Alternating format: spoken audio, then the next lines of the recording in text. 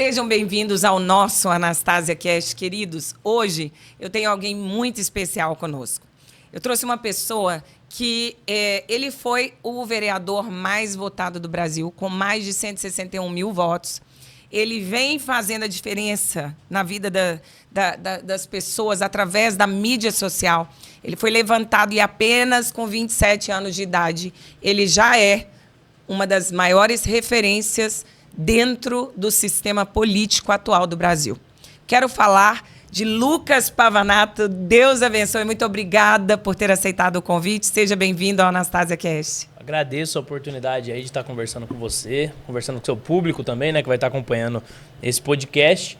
E acho que aqui vai ser um espaço importante, né, para a gente poder transmitir um pouco da nossa história, do que a gente tem vivido e também comentar das grandes polêmicas nacionais do Brasil. Sei que você está lá nos Estados Unidos, né? A vida lá é um pouco mais fácil, mas aqui o brasileiro não tem férias, não. A coisa é muito difícil.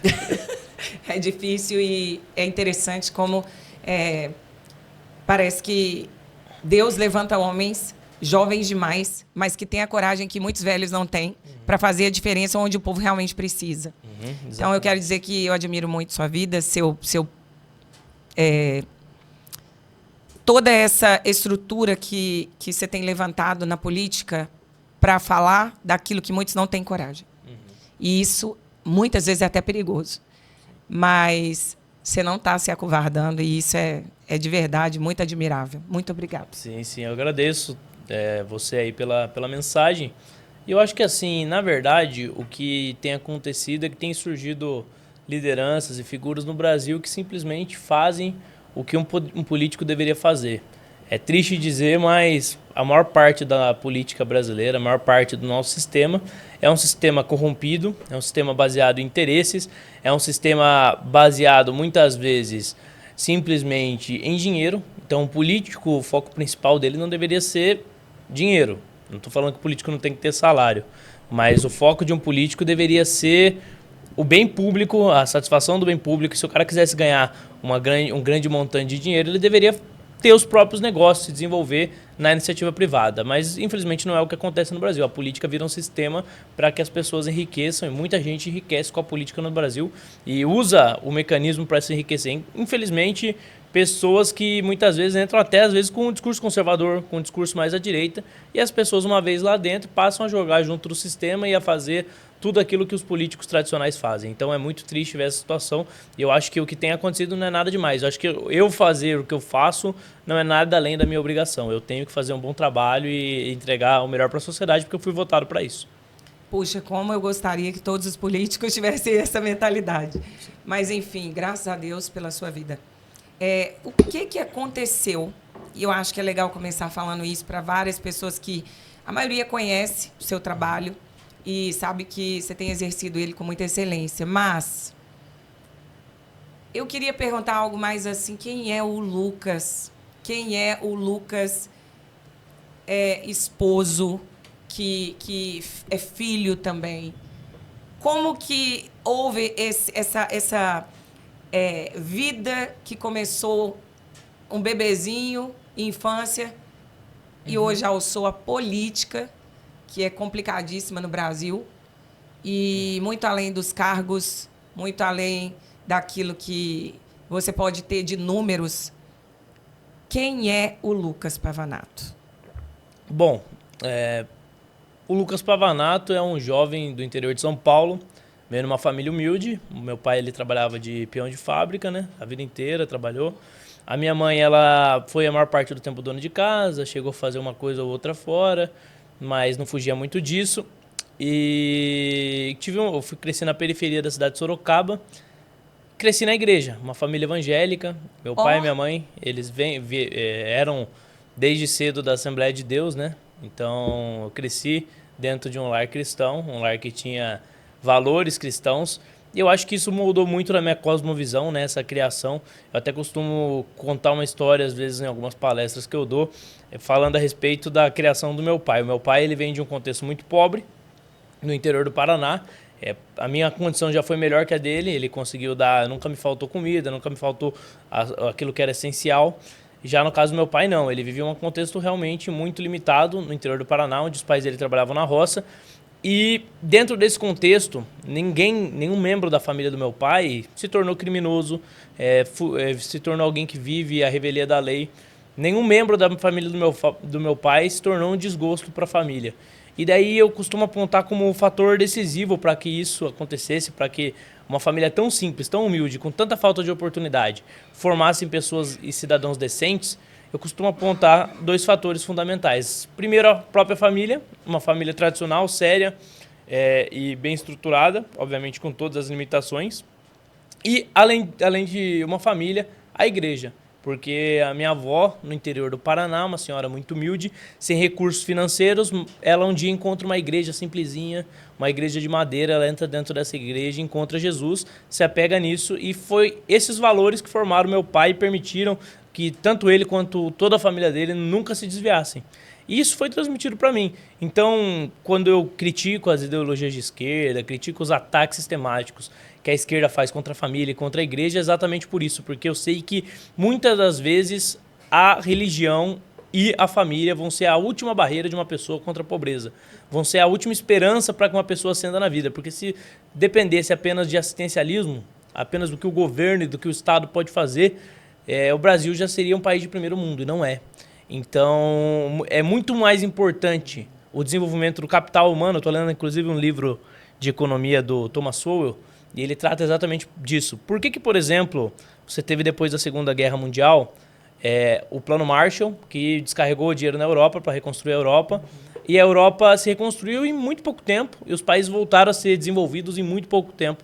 Ao mesmo tempo, os países de terceiro mundo, eles são financiados por países mais ricos há muito tempo. Você tem quantias e mais quantias sendo transferidas de países ricos para países de terceiro mundo, e esses países não se desenvolvem. E daí um dos fatores que o Thomas Sowell aponta como fundamentais para que os resultados sejam diferentes, apesar da estratégia ser a mesma, é que dentro da Europa você tinha um capital humano muito desenvolvido.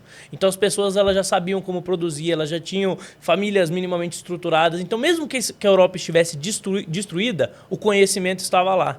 Já nos países de terceiro mundo, muitas vezes esse capital humano ainda não foi desenvolvido. Então o foco principal deve ser o capital humano. E o que é exatamente o oposto do que as nossas políticas sociais elas priorizam. A política social no Brasil, basicamente, é redistribuição de renda. Agora, redistribuição de renda sem família, sem estrutura lá na base, sem uma formação de um capital humano adequado, nunca vai gerar desenvolvimento no longo prazo. Você vai, no mínimo, você vai mitigar um problema imediato, que é o problema de pessoas que passam necessidade. E muitas vezes, como isso é mal feito no país, você até gera outros problemas, porque você faz com que pessoas fiquem condenadas a estar nessa situação. Hoje, por exemplo, se uma pessoa ela recebe Bolsa Família, ela arruma um emprego, ela perde o Bolsa Família. Então, qual que é o incentivo? É para que a pessoa não arrume um emprego. Porque ela tem um recurso ali. Então, o incentivo deveria ser o contrário. Você deveria criar um mecanismo onde a pessoa conseguisse um emprego, se desenvolvesse. E aí, então, quando ela já estivesse bem estabelecida, ela perdesse, ela saísse do Bolsa Família. Mas não. Inclusive, o nosso atual governo, infelizmente, ele comemora o aumento de dependentes do Bolsa Família. Porque são mais eleitores, são mais pessoas dependentes do Estado, e o político que ganha voto com isso, ele vai, obviamente, se regozijar disso. Mas o sucesso de um programa social não devia ser medido pela quantidade de pessoas que entram no programa, mas sim pela quantidade de pessoas que são capacitadas a sair. Então, é complicado. Então, basicamente, foi essa minha infância, uma infância cristã, onde eu não tive muito recurso financeiro, mas eu tive aquilo que é mais fundamental, a formação de um capital humano adequado. Então, a igreja e a família ali me deram uma visão um pouco mais ampla do que muitas pessoas que cresceram no mesmo contexto que eu. E eu tenho certeza que isso foi muito importante lá na frente, quando começa a me envolver com política. Então, você é a prova viva de que realmente uma família saudável e uma orientação espiritual, religiosa, realmente colaboram para o sucesso de um ser humano. Mas eu não tenho dúvida disso. Não é? Se você olha para casas de recuperação que trabalham com dependentes químicos, que são casas públicas, e você olha para casas de recuperação religiosas, o desempenho das religiosas é muito melhor. Por quê? Porque você está trabalhando com algo mais fundamental do que simplesmente questões químicas, questões psiquiátricas. Você está oferecendo para essas pessoas um propósito de vida. Então, você dá um significado mais amplo. E isso, muitas vezes, é a última força que aquela pessoa vai ter para superar um vício, para superar uma dependência. E eu acho que em todos os aspectos, se você olhar para a vida, é isso. É você buscar somente satisfação materialista, em bens materiais, é algo que, raso, né? no longo prazo, não se sustenta. A pessoa ela não vai ser plenamente satisfeita no longo prazo. As civilizações antigas, elas eram totalmente religiosas, né? Você olha como que o povo judeu, por exemplo, ele vivia, né? O judeu dos tempos bíblicos, né? Não o moderno, que é um pouco diferente, mas o judeu dos tempos bíblicos, a vida deles, o ethos dele era totalmente religioso, não existia essa separação. Por quê? Porque as pessoas enxergavam que a religião era parte fundamental da vida. O Ocidente, que é o contexto em que nós vivemos, ele vive um contexto em que a religião foi separada dos demais aspectos da vida e a sociedade ela se esvaziou desse sentido religioso. Então, ela busca apenas respostas materialistas. Por isso que quando você fala de como resolver o problema da pobreza no Brasil, as pessoas acham que é simplesmente uma questão de distribuir dinheiro. Eu vou tirar o dinheiro de quem tem e vou dar para quem não tem e a situação vai estar resolvida. E não, são muitas outras coisas que estão envolvidas com isso, né? O ser humano não é um ser puramente material, né? Ele tem questões da alma, questões da psique dele ali que tem que ser trabalhadas para que ele possa desenvolver, né? Então, por isso que a educação é algo fundamental e a nossa educação também é uma das que tem mais investimento no mundo e é uma das piores do mundo. Olha só a façanha que nós conseguimos realizar.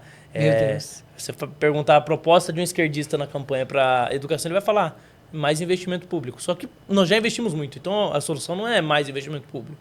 A solução é alocar melhor esse recurso, né? E pior de tudo, eu falei da importância da família, né? Você tem um jovem, você é de uma família humilde, você não tem condição de pagar uma escola particular para o seu filho, porque você paga muito imposto. Inclusive, a média do imposto no Brasil é 50%. Meu Deus. Aí você não consegue mandar seu filho para uma escola particular. Você é obrigado por lei a mandar ele para uma pública. Porque se seu filho não estudar, você é responsabilizado. Você manda ele para a escola pública na esperança de que ele vai se desenvolver, vai desenvolver aquele capital humano que eu disse, para poder crescer na vida. E o que acontece? Ele chega na escola e o professor vai usar aquele ambiente de sala de aula, que muitas vezes o pai não dá conta de acompanhar porque trabalha muito, e vai usar aquilo para desconstruir todos os valores, todo o capital humano que você transferiu para o seu filho. Então você ensinou para o seu filho que ele deve ser cristão, que ele deve ser uma pessoa séria, que ele tem que ser honesto. Você ensinou para o seu filho que existe homem e mulher. E na escola ele vai aprender o contrário disso. A revelia do interesse do pai.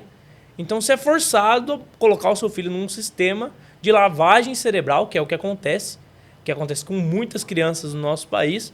E você não tem como reagir. Você não tem como reagir. Se você reclama disso, você é responsabilizado. Eu não tenho, assim, nada contra. Cada pessoa tem o direito de ter a religião que bem entender. Mas aqui em São Paulo nós tivemos um caso recente em que um livro que foi inserido na grade curricular sobre cultura ensinava Umbanda, Candomblé em sala de aula. E um pai se revoltou contra isso. E quem foi atacado por essa revolta do pai foi o próprio pai. Então, assim, eu não estou falando aqui que uma pessoa não possa ter essa religião. Agora, as mesmas pessoas que falam em Estado laico, quando você quer garantir o direito do aluno independente da escola, no intervalo, ler a Bíblia, elas falam que isso é um ataque ao Estado laico, o aluno lê a Bíblia no intervalo. Essas mesmas pessoas defendem que religiões de matriz africana, que nem são africanas, que é Umbanda e Candomblé, sejam ensinadas para crianças na escola. E aí que está o problema. O problema não é uma questão religiosa, o problema é eu quero que meu filho aprenda os valores que eu transmiti. Eu não mandei meu filho para a escola para aprender outra religião, que não a minha. Uhum. Então, isso é complicado. Daí você... Se eu propor um projeto de lei aqui na cidade de São Paulo, por exemplo, dizendo que nós temos que ensinar como material paradidático, usar a Bíblia, ou se eu colocar que nós temos que ensinar o cristianismo em sala de aula, o que vai acontecer comigo? Eu vou ser linchado em público. Por que outras religiões podem? Eu não posso ensinar valores cristãos dentro da sala de aula. Mas por que valores marxistas eu posso? Por que um professor pode usar o ambiente de sala de aula para ensinar uma doutrina, inclusive uma doutrina que matou milhões ao redor do mundo durante toda a história? Pode ter um ou outro negacionista aí que vai fingir que não aconteceu, mas aconteceu, todo mundo sabe, a União Soviética 100%. Não caiu à toa, ela caiu porque é um regime que colapsou. E esse regime é ensinado em sala de aula como se fosse a coisa mais normal do mundo. Aí você proíbe no Brasil o nazismo, o fascismo, porque são ideologias autoritárias, mas as ideologias totalitárias de esquerda, elas são ensinadas Livremente. Livremente. E você manda o seu filho para a escola no interesse de que ele aprenda coisas sérias e ele vai aprender bobagem. Vai virar um militante, uma pessoa disfuncional, porque marxista, via de regra, é disfuncional e vive à custa e precisa viver à custa de outras pessoas, porque ele é incapaz de produzir. Até porque a própria natureza do marxista é culpar os outros, né? Então, o marxista, quando ele tem um problema, a culpa não é dele, a culpa é da sociedade. O marxista, quando acontece uma coisa errada, não é ele, é o patrão dele que... Ele é vítima ele é sempre uma vítima, ele nunca assume a própria responsabilidade. E o primeiro passo para você crescer na vida é você assumir a própria responsabilidade, né? Então, assim, você manda seu filho para a escola para ele aprender a ser alguém decente, crescer na vida, ele aprende a ser algum militante que muitas vezes vai te desrespeitar, vai te respeitar a sua autoridade por conta desse tipo de ensinamento. Então, é triste a realidade do Brasil, porque é o país que mais destrói capital humano do mundo. E quando o capital humano é desenvolvido, ele exporta para outros países, porque aqui esse capital não tem condição de se desenvolver, né? Hoje, por exemplo, o maior empresário do Paraguai é um brasileiro. Por que ele não está aqui contribuindo com a nossa sociedade? Porque aqui é inviável, absolutamente inviável. Ele foi o Paraguai que tem a melhor legislação tributária da América do Sul, então... É mais ou menos isso. Me diz uma coisa. Você sempre foi prodígio? Porque, assim... Olha, prodígio eu não sei, mas eu sempre fui estranho. Sempre gostei de coisas estranhas. Sério? Uhum. Explique isso, por favor. Sempre gostei de política, de assuntos além da sua idade. Filosofia, teologia, essas coisas mais... Que geralmente as pessoas não se interessam. Desde criancinha? Sim, desde cedo. Eu gostava sempre de... Você estudou até que série? Eu fiz até o ensino superior. Sou formado em administração. Administração. E quando que você percebeu que a política estava no seu sangue e que você podia fazer alguma coisa para mudar a diferença, fazer a diferença na vida das pessoas? Eu acho que aconteceu tudo meio que orgânico, assim, sabe? Eu, desde cedo, eu tinha... na minha mente que eu não teria a mesma vida de trabalho que meu pai teve, né? Eu queria trabalhar com outras coisas. Eu sou da roça também, né? De Minas. Aí eu fico também... Imagina esse seu cenário aí, com seu pai... Sim, sim. Aí meu pai trabalhou em indústria a vida inteira. E daí eu ficava pensando assim, cara, Muita dificuldade. Né? Não é uma vida fácil. Obviamente, se você for um trabalhador... honesto, certinho como meu pai foi, você vai conseguir melhorar a sua vida. Só que eu tinha um pouco mais de ambição, assim. Eu não queria ficar preso nesse contexto. Queria fazer a diferença. E também sempre tive um interesse de deixar alguma marca significativa para a sociedade, etc. Um legado, né? Então, como toda criança evangélica, as primeiras sessões ser pregador, depois você decide fazer outra coisa. Então eu sonhava ser pregador no começo. Então você já sonhou em ser pregador? Sim, sim. Quando eu era criança, eu assistia pregações dos Gideões, tal, tinha as fitas cassete, né? Eu ficava assistindo, tal. Quais os pregadores que você mais assistia? Cara, quando eu era criança, os pregadores que eu mais gostava de ver eu acho que o que eu mais gostava era o Gilmar Santos. E eu lembro que uma pregação que me marcou bastante, quando eu era criança também, foi uma do Benhur Lopes, que ele conta o testemunho dele lá nos Gideões. Eu lembro que essa pregação foi muito importante quando eu era criança. E outro pregador que me impactou bastante era o próprio pastor Osmar, que era o pastor presidente lá da Assembleia de Deus de Sorocaba, e que desde cedo ali nos estudos bíblicos das terças-feiras eu gostava de sentar na frente para ver ele ensinar. Então acho que essas pessoas me inspiravam bastante e eu tinha essa vontade. Mas isso aí foi mudando com o tempo.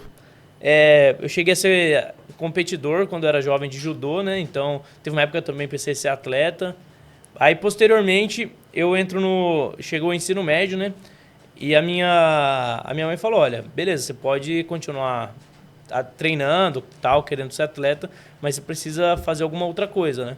Aí eu fui fazer um técnico em Química, mas no ensino médio, eu começo a ter alguns debates com professores em sala de aula. Então... Imagino. Exatamente. Professores... vinham muitas vezes criticar. Eu ainda não tinha o conhecimento que eu tenho hoje, né? Mas algumas coisas para mim eram um pouco evidentes. Quando um professor ia lá, atacava a minha religião, atacava a minha fé sem conhecer direito, eu percebia que ali tinha muito preconceito, eu me posicionava em sala de aula. E daí chegou a reeleição da Dilma, e a minha família se engajou muito contra a Dilma nessa eleição, né? Então, foi a primeira vez assim que eu vi minha família participar tão ativamente de uma eleição presidencial, fazendo ali o corpo a corpo, o que todo brasileiro faz numa eleição, todo brasileiro engajado. E eu participei muito disso, porque minha família não gostava daquele governo, o Brasil estava numa situação muito ruim. Quem gostava? Exatamente. Aí a Dilma é reeleita, logo depois ela descumpre todas as promessas de campanha e você tem as manifestações pelo impeachment começando no Brasil. E nesse momento que as manifestações começam, eu falo, cara, eu quero participar disso. E eu comecei a me envolver nas manifestações, comecei a liderar também manifestações no interior de São Paulo. Depois fui chamado para São Paulo para ajudar a coordenar esses movimentos a nível nacional. E desde então não parei mais de mexer com política. Desde os 17 anos, até um pouco antes talvez, eu já estou envolvido com política. Então são praticamente quase uma década já Exatamente. envolvido com política. Sim. Aí cheguei a passar por tudo, assim, desde militante, até estagiário, até chefe de gabinete no bastidor da política, até agora vereador. Então passei por todas as fases. Aqui na Câmara de São Paulo, antes de ser vereador, eu passei por todos os cargos praticamente. Então eu acho que isso contribuiu também para eu chegar na Câmara já um pouco mais pronto, sabendo o que eu ia esperar, né? Obviamente você nunca está pronto para o desafio que você vai ter, mas eu tenho certeza que assim eu já tinha mais noção de onde eu estava colocando meu pé. E assim, houve algum momento durante esses 10 anos que você pensou em desistir? Algum momento que eu pensei em desistir? Cara, eu tive alguns momentos aqui em São Paulo muito difíceis. Para começo de conversa, quando eu vim para São Paulo, eu acabei me afastando um pouco da igreja, eu demorei para voltar para a igreja. Isso aí contribui para as coisas serem mais difíceis, né? Você está na igreja hoje? Sim, sim. Qual é? Eu vou na Igreja One, aqui em São Paulo. Que legal. A igreja com Deus já é difícil, sem Deus é mais difícil ainda. Pior ainda. E já teve, por exemplo, uma fase aqui em São Paulo em que eu era estagiário, ganhava um salário curto. Aqui em São Paulo, com salário de estagiário, você não paga um aluguel. E eu morava de favor, eu fui tirado do lugar onde eu morava de favor. E eu precisei viver de favor na casa de parentes, que nem eram parentes tão próximos assim. E esse período não foi fácil, assim, quando eu tive que sair do lugar onde eu estava, fiquei muito, muito triste. Mas... E nesse momento, humilhado, né? nesse momento você fica meio assim, cara, que eu faço, né? Eu não quero desistir do que eu tô fazendo aqui, mas não tenho condição de me manter aqui na capital, cara. Graças a Deus, eu tive esses parentes que me ajudaram e me mantiveram aqui em São Paulo. Mesmo eu tendo sido praticamente expulso do lugar onde eu estava antes. E nesses momentos, obviamente, você repensa um pouco. Meu pai sempre falava assim, cara, você tá aí um tempão já trabalhando, cara. Pô, salário é ruim, você não tá ganhando nada com isso. E tudo por conta de um sonho, assim, que ainda não chegou, parece sempre distante. Então, obviamente que nesses momentos eu repensei, mas eu tinha um objetivo muito claro. O mapa, né, não é o território. Você tem um mapa, você tem aquilo que você planeja. Geralmente no seu mapa as coisas vão ser mais lineares, vai ser tudo mais fácil. E acaba que a vida é um pouco mais difícil do que aquilo que você planeja. Mas os objetivos que eu tracei lá atrás foram sendo atingidos. Então eu disputei minha primeira eleição para deputado, fiz uma boa votação. Não entrei, mas eu fui muito bem votado para uma primeira votação ainda com pouquíssimo recurso. Foi uma eleição que eu estava no Partido Novo. Eu não estava nem do lado do Bolsonaro, nem do outro lado. Então, o que acontecia? Como o Novo tinha candidatura própria, você ficava meio perdido no meio da eleição. E mesmo assim, foi uma eleição que eu fiz 36 mil votos para deputado. E numa minha primeira votação, né? Então, eu fiquei empolgado com essa eleição. E depois dessa eleição, eu acho que também meus pais pensaram assim, caramba, eu acho que tem alguma coisa aqui. Tem um futuro. Ele conseguiu um desempenho que nem a gente imaginava que ele conseguiria. E aí, logo em seguida, eu começo... Você estava com quantos anos? Foi na última eleição de deputado. Eu estou com 27, foi 23. 4 anos atrás, por aí. E daí eu... Você ficou decepcionado? Não. Não, meu cálculo era fazer 30 mil votos. Eu fiz 36, então eu fiz mais do que eu esperava. Então eu fiquei realmente... A galera até fala assim, cara, eu fiquei feliz quando eu perdi a última eleição. E a galera não acredita, mas foi isso mesmo. Não é hipocrisia, é de coração. Não, é de coração, porque... Tanto que o primeiro discurso pra galera que trabalhou comigo nessa eleição que eu fiz, tá até no meu YouTube, se procurar, acha, foi falando, não, cara, é só o primeiro passo aqui do nosso trabalho. Então, foi uma eleição difícil, tudo bem, mas a gente fez uma votação acima da expectativa. Então já estava muito claro isso pra mim. Atingiu a sua vida pessoal? Porque hoje você é casado e toma conta de tudo ao mesmo tempo, ainda na política. Sim. É mais difícil agora. Prejudica? Como é que é isso? Como é que você consegue equilibrar essa balança? Cara... É mais difícil principalmente eu acho que não é nem o fato de estar casado agora, é o fato de ter uma bebezinha. Porque a bebezinha, querendo ou não, quero estar perto ali no crescimento dela. E ao mesmo tempo, essa agenda do político, ela não é uma agenda que ela é constante. Certa, né? Tem momento que você tem que trabalhar até 4 da madrugada, você vira uma noite. Aí tem dia que 5 da manhã você tem que levantar e fazer alguma coisa. E tem outro dia que sei lá, eu tenho que viajar para o interior, outro dia eu tenho que viajar para Brasília. Então fica uma agenda muito perdida, assim. Você não consegue ter um cronograma e ao mesmo tempo preciso produzir conteúdo para as redes sociais, preciso estar perto da minha filha. Aí não é só produzir conteúdo, você tem que ver o que está acontecendo, qual que é a tendência, o que você precisa gravar. Então, qual é a bola da vez? Depois que você tem filho, fica mais complicado. Mas ela tá com quantos? Ela tá com 6 meses, indo para 7. Tá bem pequenininha. E quanto tempo de casado? 1 ano. E ela entende toda essa correria sua? Cara, ela... Que não deve ser fácil para você. A minha esposa já entende, apesar dela não gostar tanto, mas ela já entende porque ela já viu ali como é que era na campanha, as coisas, etc. Então ela já tinha uma noção do que aconteceria. Como assim ela não gosta tanto? É porque é muita exposição. Já teve ameaça contra a minha família já. De eu postar foto com a minha família, a gente ameaçar de morte a minha família na rede social. Sério? Então eu tô pronto para isso, mas a família às vezes não tá, né? E aí você tá pronto para isso o quê? Pra esse tipo de ameaça. E o que vier para acontecer, eu tô pronto. A minha família não necessariamente, né? É muita cobrança, é uma pressão muito grande. Você tá pronto para morrer servindo na política? Uhum. Eu não tenho... Assim, medo todo mundo tem, ninguém quer morrer, mas eu tô disposto a correr o risco se eu precisar, entendeu?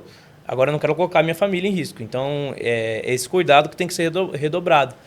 E não é nem a questão de vai acontecer ou não vai, mas lidar com a pressão disso que eu falo, que eu tô mais preparado, né? Eu estava vendo, né, um discurso do Flávio Bolsonaro a respeito desse cuidado que ele tem, porque todos os líderes de direita de todos os países sofrem atentado. Né? Olha o Charlie Kirk recentemente. Que era Charlie Kirk, eu fiz vários vídeos também a respeito, foi, para mim, a maior atrocidade do século, eu acho. Sim. Porque era mesmo, se não um dos grandes discípulos de Billy Graham. Né? Então você tem essa disposição, como diz o outro. Sim, sim. Tem que ter... De defender de unhas e dentes essa... Sim, sim. Não quer dizer que você não tome cuidado, né? Você toma cuidado, mas tem que estar preparado para enfrentar. Só que isso para a família não é legal, né? Seus pais, por exemplo, o que eles pensam disso? Hoje em dia eles estão muito mais tranquilos, assim, sabe? Quando, por exemplo, o Charlie Kirk sofreu atentado, muita gente começou a me ameaçar por associar, às vezes, um pouco o estilo com o dele, né? E daí veio essas ameaças assim, eu fiquei até meio pensativo e tal. Aí meu pai falou pra mim, e daí eu percebi, nossa, tipo assim, minha família já tá mais consciente disso, né? Meu pai falou assim, olha, eu acho que você tem que, obviamente, tomar cuidado sempre, mas eu acho que você não pode nem um minuto pensar em parar. Você tem que continuar fazendo seu trabalho, e o que for pra acontecer, vai acontecer, e confiar em Deus. Por exemplo, se você não se importar de dizer, você anda com seguranças, sua família também. E é de extrema importância. Tem que ter. Eu não tenho como andar Já sem houve algum escolta. atentado? Não. Atentado físico já aconteceu assim. Eu tava gravando numa faculdade, etc. E a galera me agredir, pedaço de ferro até, já teve. Meu Deus. Já teve um lugar também onde eu tava gravando na última eleição e eu tive que sair porque tinha um homem com uma faca na frente do sindicato, eu tive que sair. Mas. E já aconteceu também de, por exemplo. Uma pessoa me reconhecer na cidade aqui e falar comigo, falar que me conhecia, aí eu entrar no restaurante, quando eu voltar pro carro, terem estourado o vidro do carro. Então, esse tipo de coisa já aconteceu. Agora, diretamente, uma tentativa contra a minha vida, ainda não, graças a Deus. Me diga uma coisa, mesmo com todos os riscos e muitas vezes uma falta de liberdade para ser uma pessoa normal, simples. Sim. E a liberdade some em segundos, assim. Tipo, você não percebe quando você perdeu sua liberdade. Não é estranho? É, muito estranho. Eu falo, nossa, eu moro nos Estados Unidos, ninguém quase me conhece aqui no Brasil como apresentadora.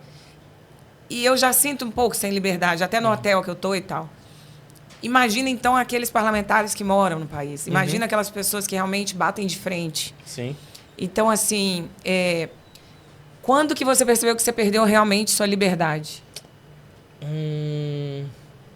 Cara, acho que um pouco antes da eleição, da última eleição, eu já tinha percebido isso, mas depois da eleição piorou. Então, hoje em dia eu vivo uma vida muito reservada, assim, porque não tem como. Qualquer lugar que você vai, muita gente conhece. Então, eu viajei, por exemplo, agora no fim do ano, eu viajei para Fortaleza, né? E em Fortaleza, toda hora, não está, uma cidade que não tem nada a ver comigo eleitoralmente, mas toda hora alguém me reconhecia, entendeu? Então, eu acho que a configuração da vida muda bastante. Mas também é bom também, em parte é um reconhecimento pelas suas conquistas, né? Pelo seu Então, trabalho. faz parte também, eu gosto. Me diga uma coisa. Aonde você pretende chegar na política? Você tem ambição? Você tem sonhos? Como que funciona na sua cabeça esse processo? Porque todos nós temos. Mas dentro da política, as coisas, às vezes, são muito mais difíceis. Né? E, às vezes, a pessoa fica até um pouco desestimulada, porque ela olha para um lugar e fica tão complicado chegar lá. Na teoria é fácil, mas na prática é quase impossível. Sim. Porque 2 mais 2 no Brasil não é 4 mesmo. Sim. Então, quais são os sonhos do Pavanato? Meu sonho. Dentro da política, eu digo. Sim. Olha, eu tenho uma estratégia desde muito cedo que eu tracei, que é o seguinte: não pensar em coisas muito distantes, né? Onde eu não posso colocar o pé. Pensar sempre no que está no passo que está mais próximo. Então, hoje, provavelmente é disputar uma eleição para ser deputado. É o meu próximo passo. Que é o que você já tinha feito. Exatamente. E esse é o próximo passo. Agora, dali para frente, eu não sei. Eu acredito eu deixo na mão de Deus. Na mão de E Deus. Ao mesmo tempo, eu tenho lido bastante, desenvolvido o inglês, por exemplo, ano passado. Eu desenvolvi a habilidade de conversar em inglês, de ler inglês, etc. E tenho tocado minhas empresas também na minha vida privada, porque eu também preciso me desenvolver de outras formas. Então, eu não quero ser um cara que é completamente dependente do trabalho político. Exatamente. Então, você é empresário também? Sim, eu tenho empresas também. E, assim, quantas vidas você tem para dividir tudo isso? Pois é, tem Você tem uma equipe que te ajuda na parte da mídia social, uma equipe para desenvolver os vídeos, porque sem isso as pessoas não vão entender suas ideias. A rede social ela nunca vai funcionar sem você diretamente estar envolvido nela, né? Então, não existe isso. A galera que pensa, nossa, mas às vezes é tão cansativo, o trabalho é só gravar, não é só. Primeiro que não é só gravar, segundo que você tem que pensar em muitas outras coisas. Mas eu tenho sim pessoas que me ajudam, tenho uma equipe muito boa que me ajuda e tem uma equipe também que me ajuda muito bem a tocar, principalmente as atividades do mandato aqui na cidade de São Paulo. Então, o meu mandato, eu falo sem sombra de dúvida, é um dos mais produtivos da cidade, se não o mais. Então, eu estou ali com certeza entre os mandatos mais produtivos. A gente está sempre ali fazendo ofícios, resolvendo demandas de bairro. A gente está sempre fiscalizando o poder público, que é algo que não acontece muito na cidade de São Paulo. Então, a gente vai em unidade de saúde, fiscaliza. Quando alaga regiões de São Paulo, a gente vai também nessas regiões, tenta ajudar. Então, esse trabalho nosso a gente tem feito com o melhor desempenho possível. Também temos uma boa quantidade de projetos de lei protocolados. E, assim, a menor parte desses projetos vão ser homenagem, honraria, que geralmente você vê vereadores com muitos projetos protocolados, aí você vai ver o projeto, é muita honraria, é muito nome de rua, etc. A menor parte absoluta dos nossos projetos são projetos nesse sentido. A maior parte dos nossos projetos são projetos tentando resolver problemas da cidade. Só que, ao mesmo tempo, eu tenho a dimensão de que o trabalho legislativo ele é um trabalho um tanto quanto ingrato, porque você trabalha muito, produz muito, muito, e o resultado vai ser mínimo. O resultado que um vereador, pode ser o vereador mais competente, mais influente, etc. O resultado que ele vai ter de impacto direto na vida do cidadão na sociedade vai se dar mais por questão de emenda, quando você faz uma emenda ser executada, do que aprovando lei, etc. Que deveria ser a real realização de um vereador. Porque a coisa gira muito em torno do poder executivo. Então, quem realmente tem a capacidade de promover mudanças significativas é o poder executivo. E acaba que o mandato de um parlamentar acaba sendo muito mais um mandato de frear coisas ruins do que um mandato de aprovar coisas boas. Uau! Então, eu acho que... tipo assim, cortar o mal porque às vezes você não vai ter nem chance de fazer o bem. Então Sim, você só sim. corta o mal. Ser um goleiro, porque eu, por exemplo, quando eu ganhei o mandato, eu tive uma boa votação e eu tinha alguma moral ali para negociar uma posição estratégica, né? E eu primeiro negociei o segundo turno com o prefeito aqui de São Paulo, eu negociei a possibilidade de fazer parte do governo, trabalhar numa subprefeitura, etc. Ele concordou, mas depois eu abri mão disso depois de eleito, porque ele disse que seria... não combinaria eu ter um alinhamento com o governo e ao mesmo tempo fiscalizar o governo. Porque eu falei para ele, eu vou fiscalizar, vou precisar fiscalizar a máquina pública, em unidade de saúde, etc. E o prefeito Ricardo Nunes disse que não dava para ter esse tipo de dupla situação. Ele falou, ou se você tá na base, você tá na base. Então o que eu fiz? Eu falei, não, então para ser justo com você, eu prefiro não ter parte no governo. Então essa foi a minha primeira decisão. A minha segunda decisão foi, na Câmara, poderia... Mas, desculpa interromper, vereador, mas são vários que iriam investigar a máquina pública, certo? São vários juntos. Assim, Não, que sejam... Ia haver só... Então, assim, porque ele disse que haveria um conflito de interesses. Sim. Né? Então, quer dizer, seria só você fazendo e só você investigando. Então aí porque eu aqui entendi. quem está na base do governo geralmente não fiscaliza o governo. Então, Eu entendi agora. Aí, é porque como até lá nos Estados Unidos muita coisa... Eu de verdade, Sim.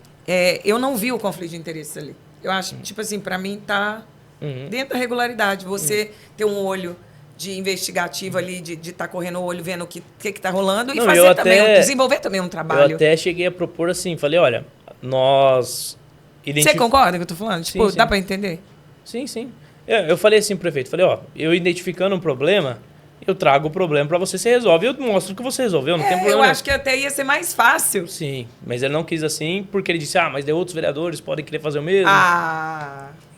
Então daí eu falei, então eu não vou, prefiro não estar na base. Entendi.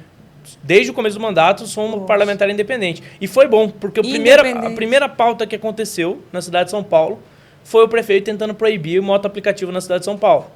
E eu sou um cara que tenho, do ponto de vista econômico, eu tenho uma visão bem libertária até assim. Eu acho que o mercado ele tem que funcionar livremente. E eu falei, não tem como eu concordar com o prefeito numa pauta dessa. Eu vou ter que entrar em bola dividida. Então foi a melhor decisão que eu tive. E a segunda decisão que eu tive foi, eu poderia pedir muita coisa ali em termos de participação nas atividades da Câmara. Até talvez presidir alguma comissão, etc. Mas eu preferi escolher ser um membro da CCJ. Por quê? Porque a CCJ é a comissão por onde passam todos os projetos.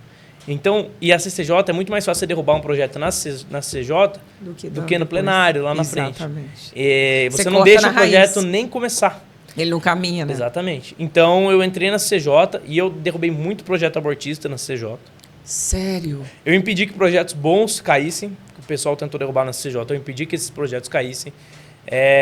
Eu terminei o ano, a última sessão do ano da CCJ foi enterrando um projeto abortista. Uau. Então... E esse trabalho, Deus abençoe. Graças a Deus, eu vejo um resultado. Esse é o meu maior resultado. Dá gosto, né? Cada projeto abortista que eu enterrei na CCJ, para mim, já vale o mandato. Sem contar as emendas parlamentares, que no meu mandato você pode botar a lupa ali, não tem nada de errado. A gente manda para o lugar e deixa claro que o dinheiro é para ser executado, entendeu? Pode botar o pente fino. Você enfrenta muito ódio das pessoas que são ativistas de esquerda?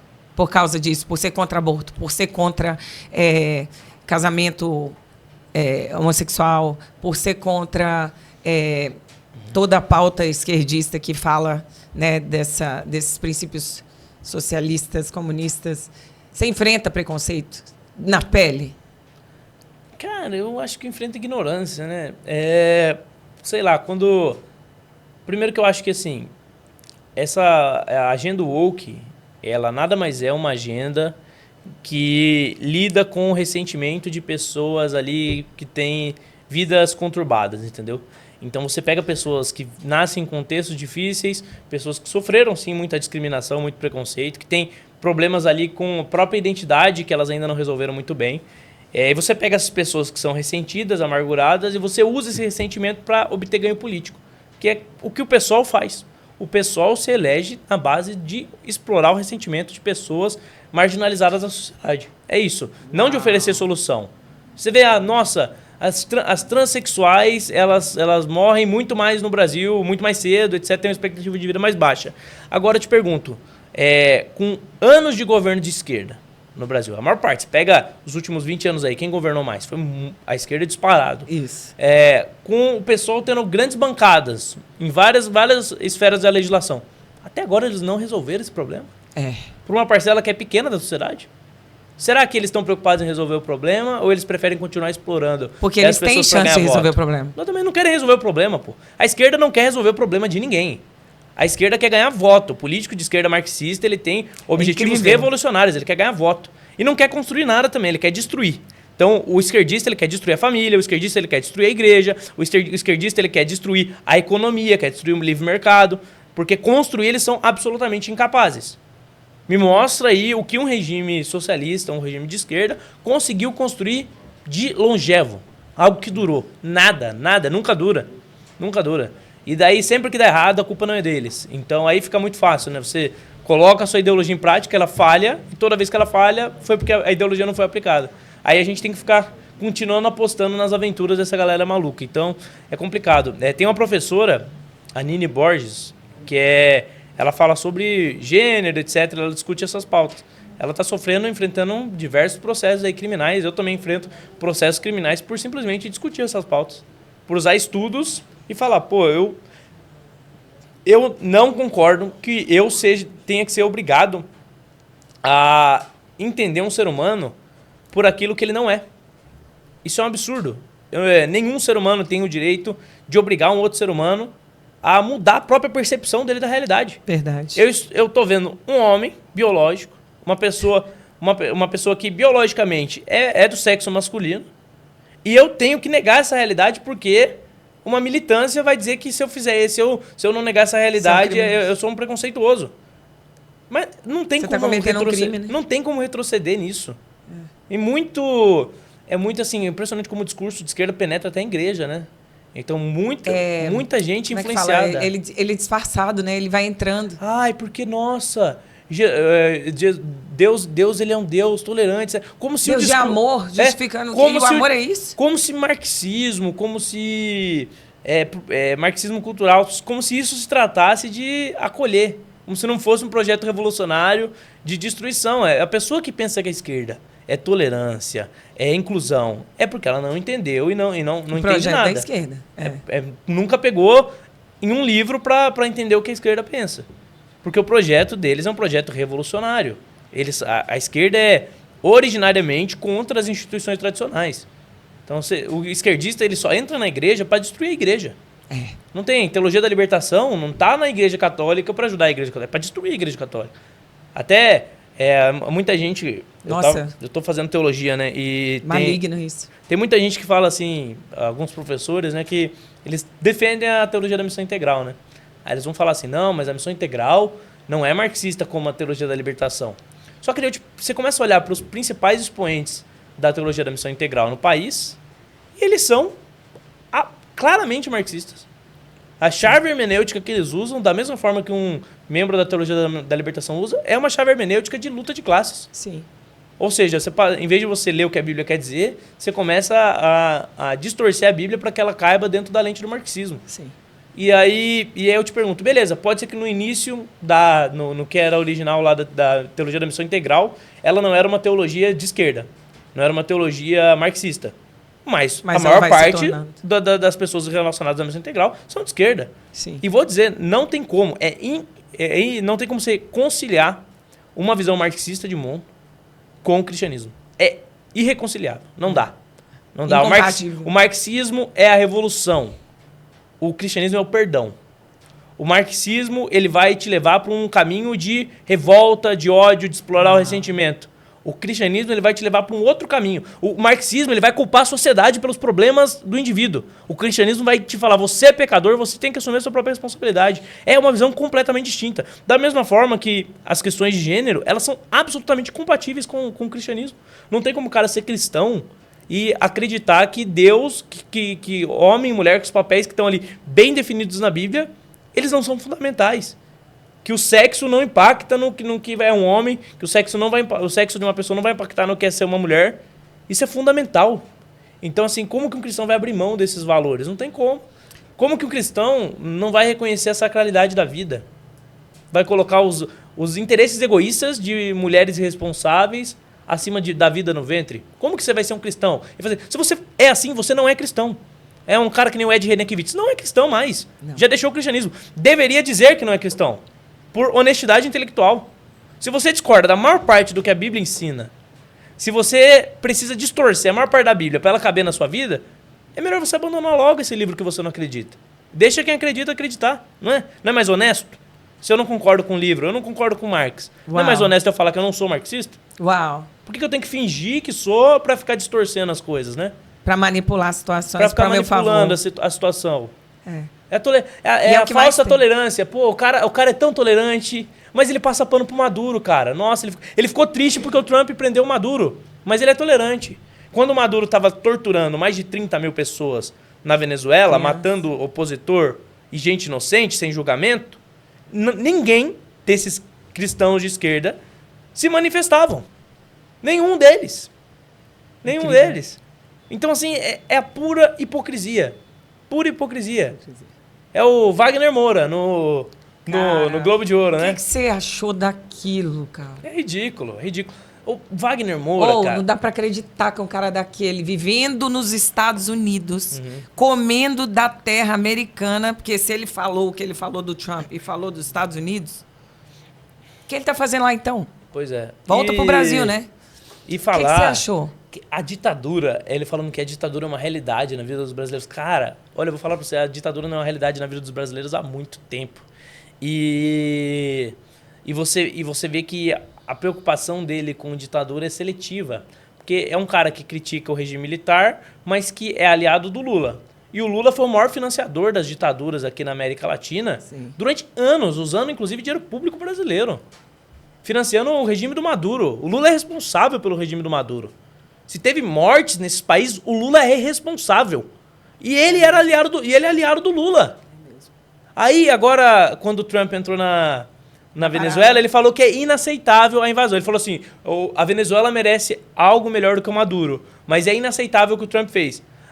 Algo melhor? Cara, o Maduro deveria ser morto. É pena de morte para um cara que nem o Maduro. Por que quando o Maduro estava torturando e matando pessoas, ele não falou que era inaceitável? Você não viu um posicionamento de um cara como esse? Porque é hipócrita.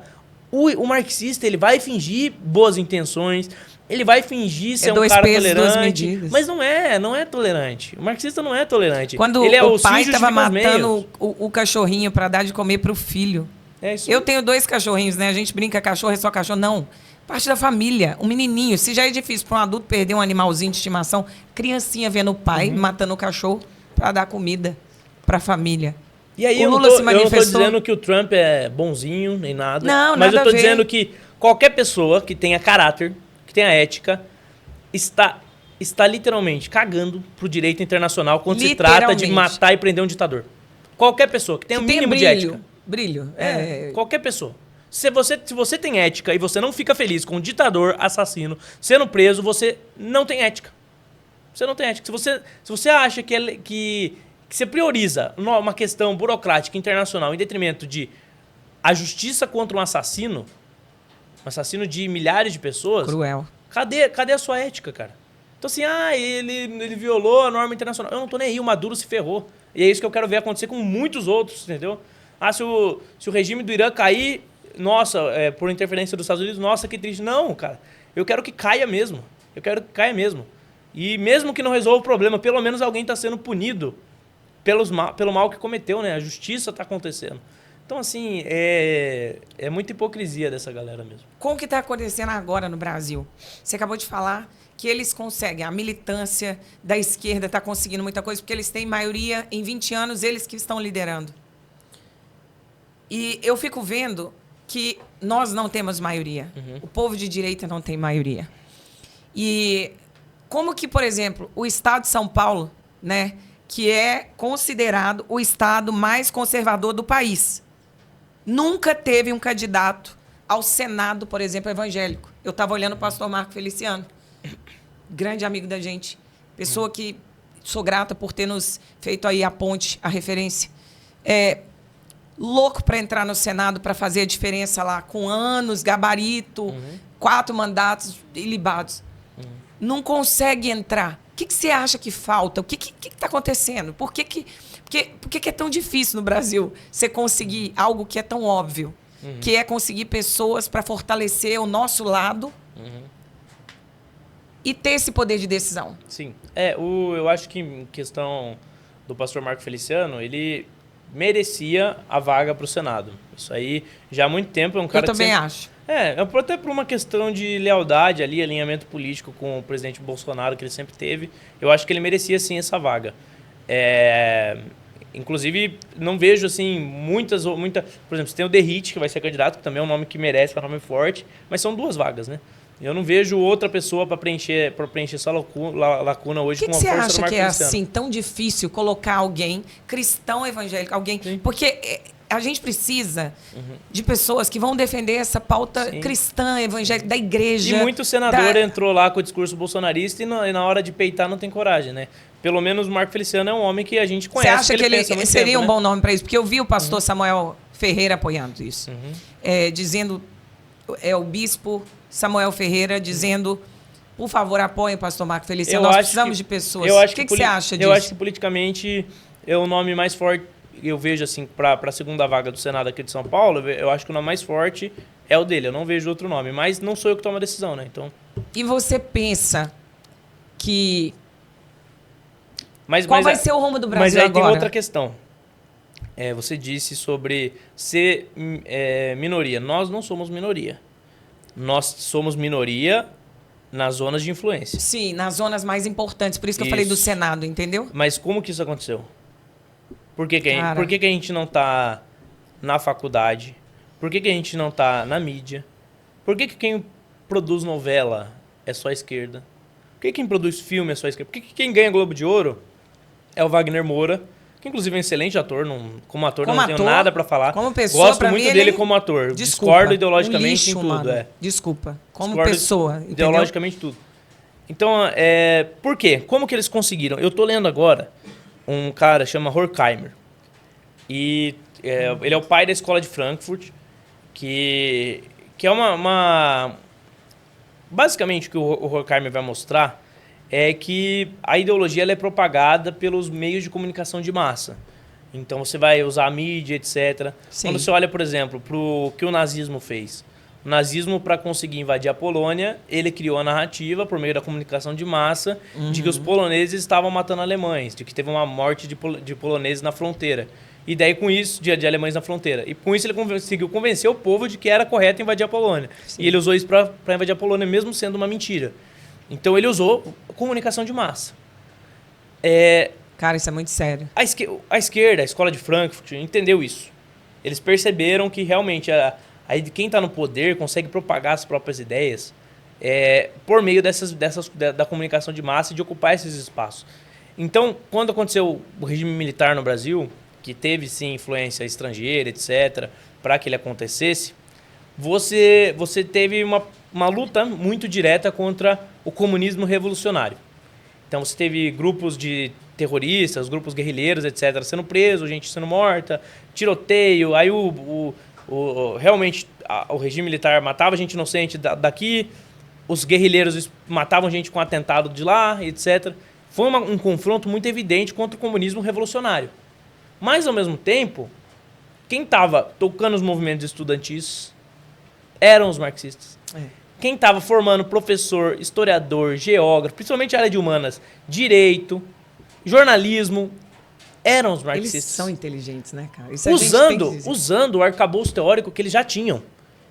Então, aquilo que a escola de Frankfurt identificou, que muita gente vai dizer, eu não li ainda Gramsci, então eu não posso falar, mas o que eu já li sobre é que Gramsci também ele tira a luta da questão mais da revolucionária e ele fala sobre a ocupação, né, das esferas de influência também. Então eles pegam esse arcabouço teórico deles e eles começam a aplicar isso na prática. E quando eles começam a aplicar isso na prática, eles começam a ocupar isso aí e no médio e no longo prazo eles são bem-sucedidos. Então, no regime militar eles pareciam estar perdendo. Uau. Só que a direita... Primeiro que você tinha uma direita conservadora e liberal no Brasil muito fraca. Muito fraca. Então, assim, o próprio regime militar que a galera adora enaltecer, e aqui eu vou decepcionar muito direitista, o regime militar brasileiro, ele era positivista. Os militares brasileiros, via de regra, são positivistas, que é uma visão de esquerda, inclusive, de mundo. Era desenvolvimentista, estatista, tirando, sei lá, o começo do governo do Castelo Branco, que era um cara que tinha uma visão econômica mais razoável. Os outros só fizeram bobagem, assim, na economia. Tanto que quem entrega ao regime militar, quem entrega o Brasil com hiperinflação foi o regime militar. A hiperinflação, que a gente viu cessar só lá na época do Itamar Franco, ela começa no regime militar. Então, assim, por quê? Porque muita burrada econômica, porque não era, ao contrário do que muita gente pensa, não era uma direita que nem a galera pensa, não. Não eram os militares, via de regra, eles não eram direitistas. Até porque eles vêm de uma origem teórica que é o positivismo, que é de esquerda. Isso. Então, a esquerda estava muito mais ideologicamente madura e ela ocupou esses espaços. E daí hoje o que me Eles são muito estrategistas, cara. Sim, eles são muito mais estratégicos espertos nesse sentido. Que a gente. Aí que tá, isso que me choca. Porque daí quando eu vejo isso acontecer, o pai vê que tem doutrinação em escola e faculdade. Aí o que eu vejo o pai falar na internet? Ele fala, não, eu não vou mandar meu filho pra federal. Cara, você precisa mandar o seu filho pra federal. Você não tem alternativa de você não mandar. Se você for um cara que deu instrução pro seu filho, se você preparar o seu filho, não só espiritualmente, mas dar arcabouço teórico para ele poder se defender na universidade, ele tem que estar lá. Se nós não formarmos a próxima geração de historiadores, a próxima geração de sociólogos, filósofos, jornalistas e advogados, juízes, eles vão continuar vencendo. Pra gente vencer... vamos produzir... Como que a gente faz? A esquerda domina a mídia, né? A esquerda domina a produção artística. Como que a gente faz pra resolver? Vamos produzir arte. E aí não precisa ser arte explicitamente militante. Que aí é o erro que a gente sempre comete. Você vai ver um filme cristão, e aqui eu tenho muito filme cristão que eu gosto, tá? Não tem problema não. Mas geralmente, o que é o filme cristão? Ele vai mostrar a pessoa cristã, boazinha, vai mostrar um grande dilema na vida dessa pessoa e no final, tudo dando certo. A resolução do problema. Graças a Deus, o milagre de Deus, etc. Tudo deu certo. Um cara que não é cristão e ele assiste o filme, ele sabe que é cristão logo na primeira cena e ele não presta atenção, ele não termina de assistir o filme. Não. Infelizmente. Aí como que o esquerdista faz o filme dele pra propagar marxismo? Ele faz um filme muito bonito sobre um romance. E daí, sutilmente, em trechos do filme, ele propaga a ideologia. Ele vai fazer um desenho para crianças sobre, sei lá, insetos, que nem tem a vida de inseto lá. Eu acho que esse é o nome do filme da Disney. Ele faz esse filme sobre insetos. O filme é basicamente um marxismo puro. E só que tá disfarçado. Não é explícito. E coloca ali um casal de homossexuais, coloca alguma coisa que E você vai incutindo na sociedade. Não tô falando assim também que, sei lá, um filme não possa ter homossexual. Pode ter, até porque eles estão na sociedade. Parte da Agora você percebe claramente que existe um exagero disso para tentar empurrar. É óbvio, óbvio. Isso em todos os aspectos, né? Então, assim, a gente precisa aprender a fazer o que eles fazem. Essa é a verdade. A luta não é travada na eleição. A eleição, beleza. A gente ganhou a eleição hoje aqui. O que adianta, cara? O que adianta no médio e no longo prazo? A gente ganhou a eleição hoje aqui, mas a gestão das escolas mudou alguma coisa? Eu consigo mandar o meu filho para um colégio cristão? Quer outra coisa pior? O que adianta a gente lutar, batalhou pela ideologia, etc. Mas o brasileiro, o pai de família cristão, ele não consegue dar, sei lá, uma boa instrução pro filho dele pela quantidade de imposto que ele paga. Isso aí não é só o cristão que sofre, não, é todo brasileiro. Aí, beleza. Eu acho que às vezes a gente tem que pensar mais no médio e no longo prazo. Eu sei que todo mundo... eu quero que o Bolsonaro saia o quanto antes da cadeia, porque é uma injustiça que estão fazendo com ele. Eu quero que a direita volte ao poder na presidência da República. Mas eu vou dizer o que o Olavo de Carvalho já dizia, o que muitas outras figuras já disseram. Não adianta nada ganhar a eleição. Não adianta. A gente precisa de historiador. E não é historiador imparcial, não. Eu quero historiador conservador. Eu quero historiador direitista. Eu quero historiador cristão. Eu quero ter jornalista de direita. De direita. E que não precise militar explicitamente, mas que vá propagar os nossos anseios da mesma forma que eles fazem. Da mesma forma que eles fazem. É isso. O jogo é esse. Não adianta a gente ser inocente. É ir pra cima, né? Não é deixar de mandar o filho pra faculdade. Exatamente. É botar seu filho lá como um guerreiro mandar. de Deus mesmo, pra militar por aquilo que ele crê. Quem vai escrever o que aconteceu no impeachment da Dilma? Meu Deus. Será, vai ser um historiador marxista que vai dizer que foi golpe, sendo que estava na Constituição? Ou nós vamos escrever a verdade? Meu Deus. Quem vai contar a história para os nossos netos, bisnetos? Quem vai contar essa história? Alguém vai ter que contar. Para essa pessoa contar e ter relevância, ela tem que ser uma historiadora. Então a gente precisa formar essa próxima geração. O campo de batalha ele é intelectual, ele não é político. Tudo começa no campo das ideias, cara. Tudo começa. Me diz uma coisa. Onde você estava quando você descobriu que o Bolsonaro tinha sido preso? Quando eu descobri que eu tava num retiro da igreja. E o que você sentiu? Fiquei profundamente triste e frustrado. Profundamente frustrado. Dá uma tristeza, não dá? De ver o que está acontecendo? É porque o mais triste de tudo é que o Lula ele é um corrupto. Condenado. Sempre foi. Corrupto. Ladrão. E pior, o PT ele não roubou o Brasil para enriquecer, não. Ele roubou o Brasil para financiar ditaduras genocidas. Sim. Isso aí é muito pior do que você simplesmente roubar. É muito pior. Para arrancar daqui e jogar para Não fora. é só corrupção, não. Corrupção, perto do que o PT fez com o nosso país, é fichinha. É. Eles financiaram o morticínio, eles financiaram o genocídio ao redor da América Latina. Essa é a verdade. Fora de São Paulo, que o PT faz parte, que o Brasil financiou com dinheiro público diversas obras em países ditatoriais, o próprio programa Mais Médicos que eles faziam, financiando a ditadura cubana. Uhum. Tudo isso feito com dinheiro público. É. Isso aí, pra mim, é 10 vezes pior do que a corrupção. Porque o triplex isso é pior do que o Lula deveria ter sido preso não só pelo triplex, ele deveria ter sido preso por financiar a ditadura. É por isso. É muito até mais sério, Exatamente. Ah, nossa. Agora a galera tem esse papo aí, né? Nossa, soberania nacional. Rapaz, desde que o PT tá no poder, o Brasil não é soberano faz tempo. O Brasil virou banco de ditadura. Piada. É. O Brasil virou banco de ditadura ao redor do mundo. Virou capacho de regime de esquerda. É isso. O Brasil é subserviente a regimes de esquerda de fora do nosso país. É isso. Então, assim, soberania a gente não tem faz tempo. O Maduro caiu pela mão do Trump, deveria ter caído pela mão do Brasil há muito tempo. Sim. Um país do tamanho do Brasil era para ser uma... Proibido de entrar no mundo inteiro e aqui recebido com tapete vermelho. O que os Estados Unidos para a América do Sul, o Brasil deveria ser. Deveria ser uma potência. A gente tinha condição para isso. Tem tudo. E aí você vê outros países alçando voo aí e o Brasil continua estagnado, porque a mesma velharia... As mesmas ideias ultrapassadas em termos de economia continuam lá.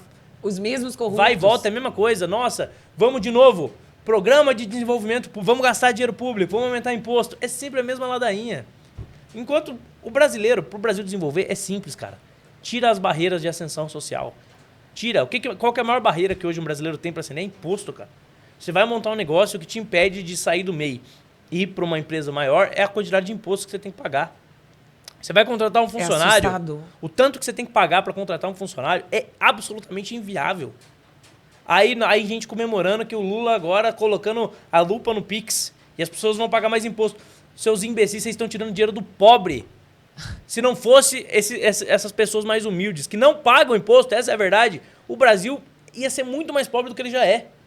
Porque se todo pequeno comerciante pagasse o imposto que o governo espera... O Brasil era impossível. Acabou. Entendeu? Não tem como. Como é que o cara que tem uma padariazinha, ele vai pagar o tanto de imposto que esse país exige? Não tem como. O tanto de encargo trabalhista, não tem como. É a informalidade, é o único caminho de você manter o Brasil funcional. É a informalidade. E você vê o cara que fez parte do maior esquema de corrupção do país, da história, sair da cadeia e reinar. E o outro que está há décadas na política e nunca teve escândalo por corrupção e para cadeia. Você tem esperança que algo vai mudar a médio e longo prazo? Cara, no curto prazo a gente vai tentar eleger o Flávio agora. Mas mesmo que o Flávio ganhe, a luta ela é muito maior do que só isso. Então, para mudar assim, melhorar, é no médio e no longo prazo, não tem jeito. Não tem jeito, gente. A gente tem que acordar, usar a cabeça. Isso é triste, mas... A gente tem que formar a próxima geração de professores, acadêmicos. Gente que vai peitar esse muro que a esquerda construiu na academia em que só algumas ideias podem circular e vai começar a fazer circular outras ideias. Escritor conservadores produzindo papers e material acadêmico sobre gênero com uma perspectiva conservadora para ser discutido na academia. Porque como só eles produzem, e só eles podem produzir, né? Parece. O que acontece é que você tem uma falsa autoridade, né? Você, nossa, olha, tem o especialista tal. Especialista tal defendendo os maiores absurdos. Por quê? Porque existe uma hegemonia acadêmica deles e a direita não consegue entrar nesses âmbitos de discussão. Então, eu acho que é médio e longo prazo. E aí é o que eu falo, né? Eu vou ficar preocupado com o pobre que tem um pequeno negócio e não está pagando imposto. Eu prefiro que esse cara não pague imposto. Eu não quero que ele financie esse regime de... Merda, essa né? porcaria que é o regime brasileiro. Eu não quero que ele financie a corrupção do PT. Eu quero que ele não pague mesmo. O pagar imposto, um pequeno comerciante pagar imposto, é a forma mais burra que ele tem de gastar o dinheiro dele. Porque é um dinheiro que não vai ter retorno. O governo é aquele... Ele quer participação nos seus lucros. Mas ele não quer participação nos seus prejuízos. Se você quebrar, o governo não vai dar assistência nenhuma para você. Não vai dar assistência nenhuma. Então, assim, o incentivo é para você não empreender. Para você não tirar a bunda da cadeira e fazer os seus próprios negócios. Então, Olha, e aí é um negócio que eu falo, a bancada evangélica, a bancada cristã, ela tinha que entrar mais nessas discussões econômicas, né? E entrar do jeito certo. Que muitas vezes, às vezes, entra sem entender o tema. Sem saber o que tá falando. Sem saber o que tá falando. Achando que a solução é, nossa, vamos gastar mais dinheiro. Cara, se você tá pensando que a solução para a economia do Brasil é gastar mais, você tá tendo a mesma proposta que a esquerda tem. A mesma proposta. Vamos ver outras perspectivas. O Milei falavam que ele ia quebrar a Argentina. O discurso da esquerda e da mídia era que o Milei ia quebrar a Argentina com as políticas dele. De corte de gastos, de corte de privilégios, de redução de burocracia, de liberdade econômica. Ele está fazendo isso aí. A pobreza caiu na Argentina. A inflação caiu na Argentina. O país está crescendo 5%. No último ano, acho que foi 5% o crescimento. Esse ano a projeção é ainda melhor. As dívidas públicas, pela primeira vez na história, caindo na Argentina. A confiança foi retomada, o investimento voltou a entrar na Argentina. E você não vê comemoração. Porque é a prova de que a teoria de esquerda acadêmica ela é uma furada. É uma furada. Quando entra um cara como o Milei, que simplesmente o que ele fez é basicamente economia clássica básica. Vamos controlar os gastos, vamos reduzir a influência do Estado na vida das pessoas e a economia vai se ajustar. É isso. É o básico. Só que isso não vira notícia de forma positiva, da forma que deveria, porque contraria tudo que o esquerdista quer acreditar, né? Tudo que a religião deles preconiza. Você já foi afrontado por algum desses aí de esquerda, no sentido de que... De briga mesmo? Já... De briga? Já foi agredido já algumas vezes. Inclusive em faculdade pública e a USP aqui de São Paulo, inclusive ela defendeu os agressores. Como assim? Eles me agrediram, fui lá propor um debate, parado na minha com uma placa para quem quisesse conversar comigo. Eles quebraram meu equipamento, usaram um pedaço de pau, barra de ferro para me tirar de lá. E alunos? Alunos. Diga assim, um lixo. Supostamente. É gente que deveria ser expulsa do país ou ir parar na cadeia, essa galera aí. Não adianta você ter meio termo com esse povo, não. Mas esses arruaceiros me expulsaram de lá e o que aconteceu foi que a faculdade defendeu eles. E quem paga para ele estar lá? E ninguém ressarciu o seu prejuízo? Não, que ressarciu nada. É um lixo. O departamento de humanas da USP é um lixo. É um lixo. Das nossas federais é um lixo. E eu até entendo, às vezes, o pai não querer mandar os filhos para lá. Porque o desafio é grande, mas tem que mandar. A gente precisa tomar... terreno, nós né? precisamos tomar a USP da mão dessa galera. Desse bando de lixo. Gente improdutiva, incompetente, burra, que tá lá militando. O cara reprova 3, 4 anos na faculdade e continua recebendo para estudar, porque é um custo. O cara que tá lá federal. e não se forma é um custo. Sim. Pro pagador e pro pobre, que tá levantando cedo para ir carpir lote, tá levantando cedo para ir bater laje, essa pessoa financia o vagabundo, o lixo, o maconheiro que tá na USP para fazer arruaça em vez de estudar. E muitas vezes para produzir nada para a sociedade. Nada. Um monte de teoria da cósmica binariedade de gênero. Só coisa de inútil, que não afeta em nada a vida da população, não vai gerar riqueza, não vai melhorar a vida do cidadão. Por quê que o cidadão é obrigado a financiar isso? Sendo que não vai ter retorno para a sociedade nenhuma. É uma afronta, não é? É ridículo. Ridículo. É ridículo. Por que eu tenho que eu tenho que obrigar o cidadão humilde, que é o que mais paga imposto no Brasil, porque você tem o imposto no Brasil está no consumo, quem compromete a maior parte da renda com o consumo é o mais pobre, então quem paga mais imposto é o mais pobre. Aí você pega o dinheiro do mais pobre para financiar algo que não vai dar retorno para o mais pobre. Porque pega 90%, vai. Vamos lá, vou ser mais generoso. Pega assim, 50% do que é produzido por um departamento de geografia, de sociologia de uma faculdade federal. Pega lá, 50%. Lê os papers, procura alguns títulos lá para você ver o lixo que essa galera escreve. Não estou dizendo que todo mundo é ruim. Não, mas a maior parte do que é produzido por essa galera dos lixo. departamentos de humanas não serve para a sociedade. E o pobre é obrigado a financiar isso. Cara, se isso não é injustiça, se isso não é roubo, eu tomar o dinheiro à força de alguém para financiar um privilégio para um aluno que vai fazer militância na faculdade em vez de estudar, eu não sei o que é roubo. E quem são os políticos mais proeminentes de esquerda que apoiam todas essas coisas? Porque a sociedade precisa realmente abrir os olhos para esses caras. Cara, os partidos de esquerda, comunistas, eles, via de regra, estão envolvidos com isso. O pessoal é muito envolvido com essa parte woke, né? E eu acho que, sinceramente, cada país ele tem a sua forma de lidar com a liberdade de expressão e com a liberdade política. Você tem, por exemplo, países como os Estados Unidos que permitem que qualquer ideia circule, até ideias ruins. Sim. Então, hoje você tem uma onda muito forte nos Estados Unidos, inclusive de antissemitismo, né? Sim. Inclusive na direita. Então, a direita americana ela é bem rachada hoje em dia. E essa é uma forma de lidar, a liberdade de expressão. E as ideias vão concorrer livremente. E se uma ideia ela é mais fraca, a gente vai ter a condição de rebater ela no campo dos debates. Outra forma de lidar é como a Polônia lida. A Polônia ela proíbe todo tipo de ideia totalitária. Então, tanto o nazismo, o fascismo, quanto o comunismo é proibido na Polônia.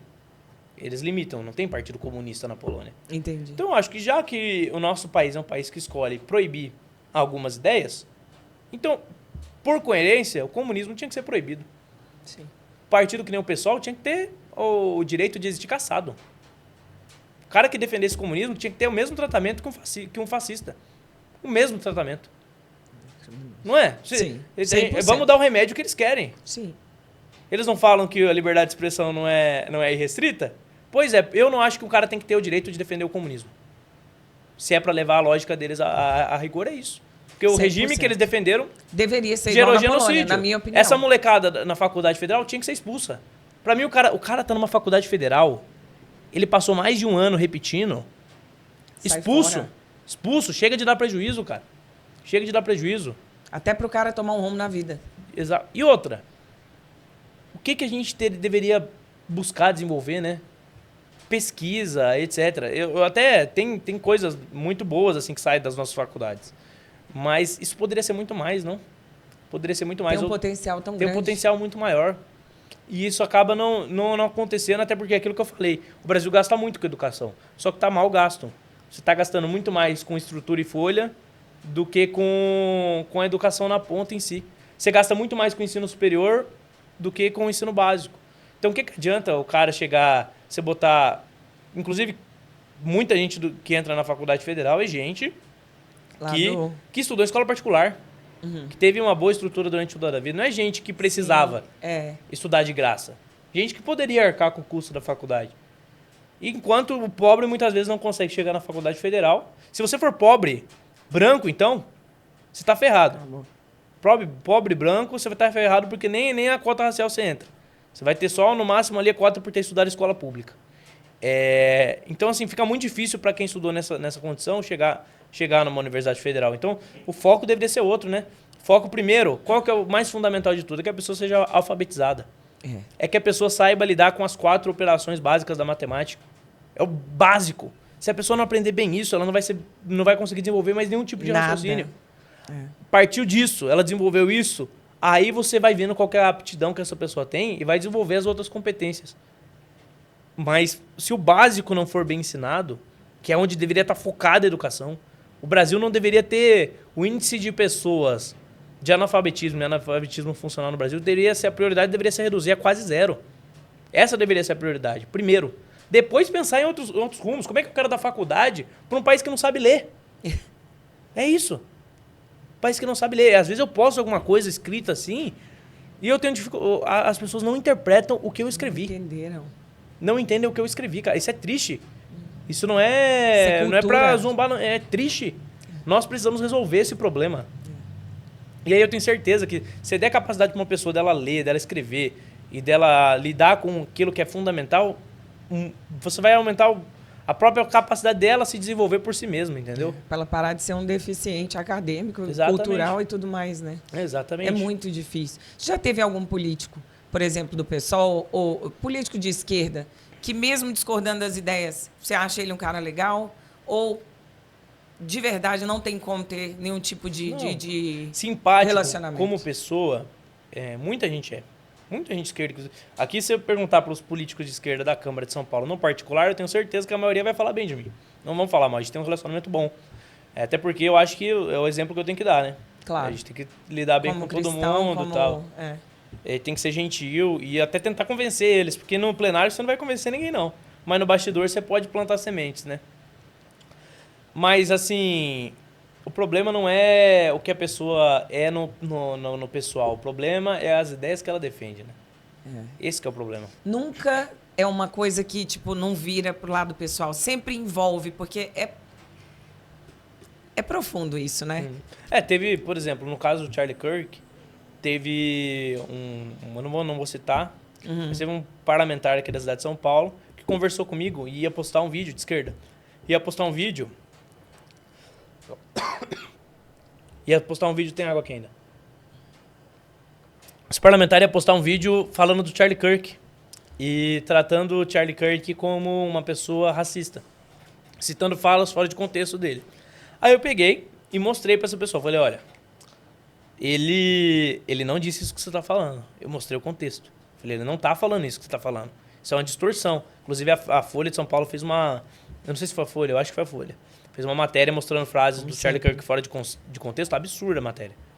Um desserviço com a verdade, com a memória do cara, inclusive. Que era tudo mentira, mas beleza. Aí eu mostrei. Fui lá, mostrei as falas originais. Mostrei que era tudo uma distorção. Aí a pessoa até ficou meio assim, dobrada. Ficou assim, nossa, é verdade. Talvez eu não tenha falado exatamente o que eu pensei. Aí eu perguntei dessa pessoa ia gravar o vídeo, né? E eu falei assim, pô, mas você não vai gravar mais o vídeo agora que você sabe, né? Ela, não, mas eu tenho que gravar. Foi lá e gravou. Não acredito. Então, assim, a preocupação não é a verdade. A preocupação é polemizar. Posso falar? A preocupação mais imediata é que é preciso ganhar a próxima eleição. Não pode desagradar a militância. Aí precisa demonizar o adversário. Então, beleza, a pessoa tem um bom relacionamento comigo, mas ela me demoniza na frente das câmeras. Então, ela justifica que a militância dela me agrida. Ela justifica que a militância dela ameace minha esposa grávida. Uau. Então, assim, o problema é as ideias. Ela já foi ameaçada? Já foi, já. Grávida? Já, virou notícia e tudo. Fiz boletim de ocorrência. A gente teve busca e apreensão na casa de gente que me ameaçou de morte. Teve tudo. É porque teve muita coisa, né? E eu, por morar nos Estados Unidos, às vezes a gente não perde um pouco mais. Mas eu não duvido e realmente... Eu vou dizer uma coisa. Diante de tudo que eu estou vendo, a minha oração é que Deus levante mais pessoas como você, como o Nicolas, como pastor Marco Feliciano, deputado Davi Moraes, Davi Soares... pessoas do bem, que realmente tenham princípios e que possam lutar de uma maneira assim estratégica, porque também não adianta defender e a gente não ter poder de ação lá em cima, né? Porque eu realmente não vejo esperança para o Brasil no curto prazo, com a prisão do Bolsonaro e tudo mais. A gente parece que está tendo a notícia aí mais recente agora dessa transferência dele para Papuda. Aconteceu? Não aconteceu? Eu não sei, eu não tenho certeza ainda. Parece que o lugar que ele vai agora é um lugar que tem mais estrutura para cuidar dele, dos problemas de saúde dele, do que o que ele estava. Então, não tenho certeza ainda se isso é Melhor ou pior? Ou pior. O certo era ele ser transferido para casa dele, né? O certo, na verdade, era o Bolsonaro não estar nem preso. preso. Porque ele não cometeu crime nenhum. Verdade. Essa é a verdade. É a Malu Gaspar lá que tem denunciado as questões do Banco Master, do Alexandre de Moraes, todo aquele absurdo que a gente já suspeitava e que agora a gente tem certeza. Ela fez uma matéria lá onde ela admite, claramente na matéria, que o STF extrapolou as próprias competências e ela acha que isso aí foi justificável, porque era para combater uma ameaça golpista, uma suposta ameaça golpista. Então, assim, destruição da democracia para supostamente salvar a democracia. E agora, o que a mídia está tentando fazer é tentar amenizar o dano que eles mesmos causaram, né? Dando suporte para uma ditadura do STF. Então, o STF passou de todas as competências, abusou do poder e tanto isso é verdade que não é uma questão só de proteger o Bolsonaro.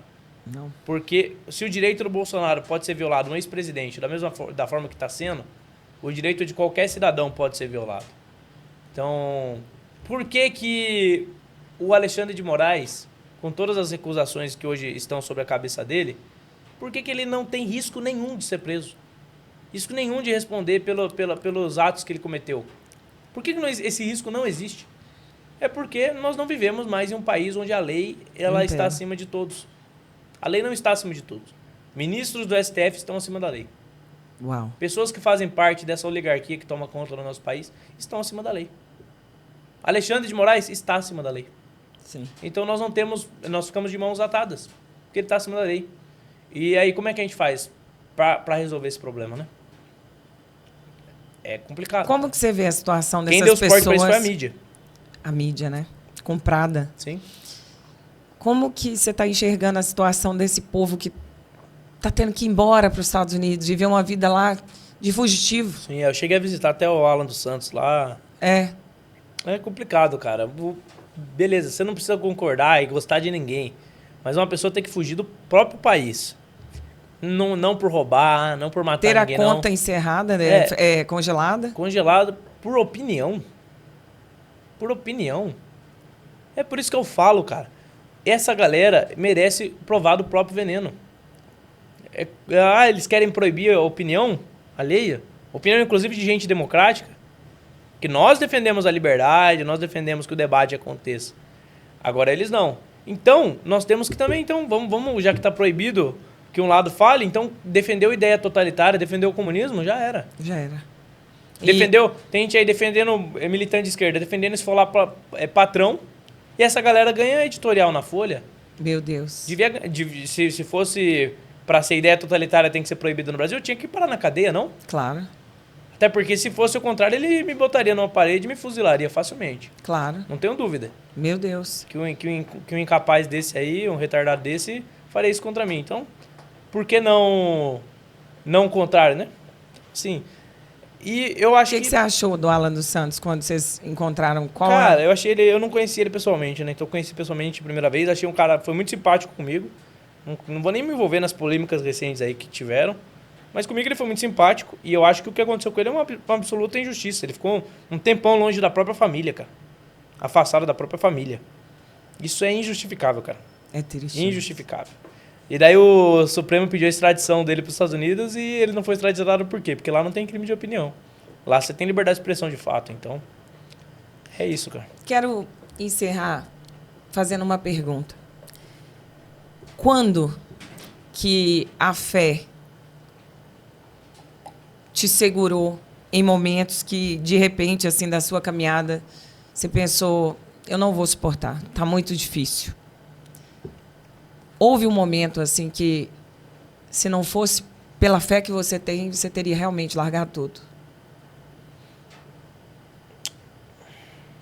Cara, eu acho que o período de eu ter ficado muito tempo assim longe da minha casa, etc., morando sozinho, foram períodos que eu precisava, às vezes ali a oração era a única coisa que eu tinha. Teve também um período que eu falei pra você que eu não tinha... Você ora muito? Você ora, você tem essa Eu oro rotina? acho que deveria orar mais, tá? Assim, a oração eu acho que é muito importante e não, apesar de ser algo que parece simples, não é um hábito fácil. Não. Eu tenho mais facilidade de ler a Bíblia do que de orar. E orar, eu precisava orar até mais do que eu oro. E assim, a oração, muitas vezes ela era o que eu tinha. Quando eu fiquei sem ter onde morar, foi a oração que me ajudou, foi falar com Deus. Quando eu sofri ameaças de morte, eu já sofri, quando eu sofri um processo criminal eleitoral que poderia me deixar inelegível, e talvez ia até preso, foi Deus que me sustentou. Então, eu, sinceramente, se fosse olhar as expectativas, um jovem como eu, chegando em São Paulo, sozinho, com 18 anos, será que ele vai conseguir vencer uma eleição? A expectativa era zero. Hoje eu sou o vereador mais votado do Brasil, então eu acho que Deus já me colocou num lugar que eu nem tinha certeza se eu podia chegar. Eu sonhava, mas não tinha certeza se eu podia chegar.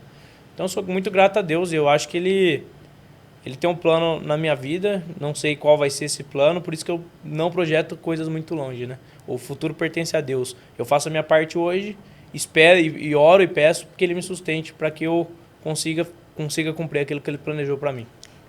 Se não me engano, você mencionou que está fazendo teologia. Sim. Você tem um sonho de ser pastor? Ou uma chamada, ou queima no seu coração? Eu sempre tive facilidade, assim, ou pelo menos, facilidade não, mas eu sempre tive desejo de falar em público. E eu gostava, assim, de orar em público, etc. Gosto de teologia, sim, gosto desses temas.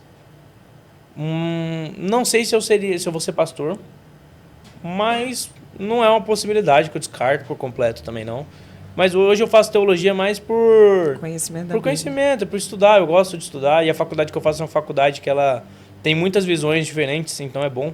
Eu gosto dessa questão de você conflitar ideias diferentes, né? Eu falei pra você, eu tô lendo Escola de Frankfurt. Meu Deus, que é esquerda, porra. Então, eu acho que é assim que você vai ficar mais inteligente. É você confrontando ideias distintas, né? Então eu gosto da minha faculdade por isso. Mas eu penso em estudar outras coisas também, mais pra frente. Talvez até filosofia. Eu já pensei em fazer filosofia agora, mas não deu por conta da rotina. Então, que a faculdade que eu mais conseguiria conciliar seria de teologia mesmo.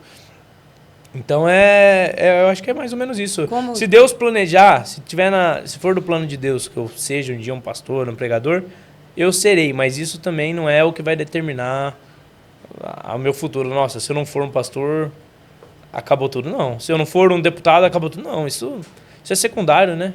Eu tenho uma família, tenho Como é o nome planos. da sua esposa? Chama Marina. Marina e seu bebê? Sara.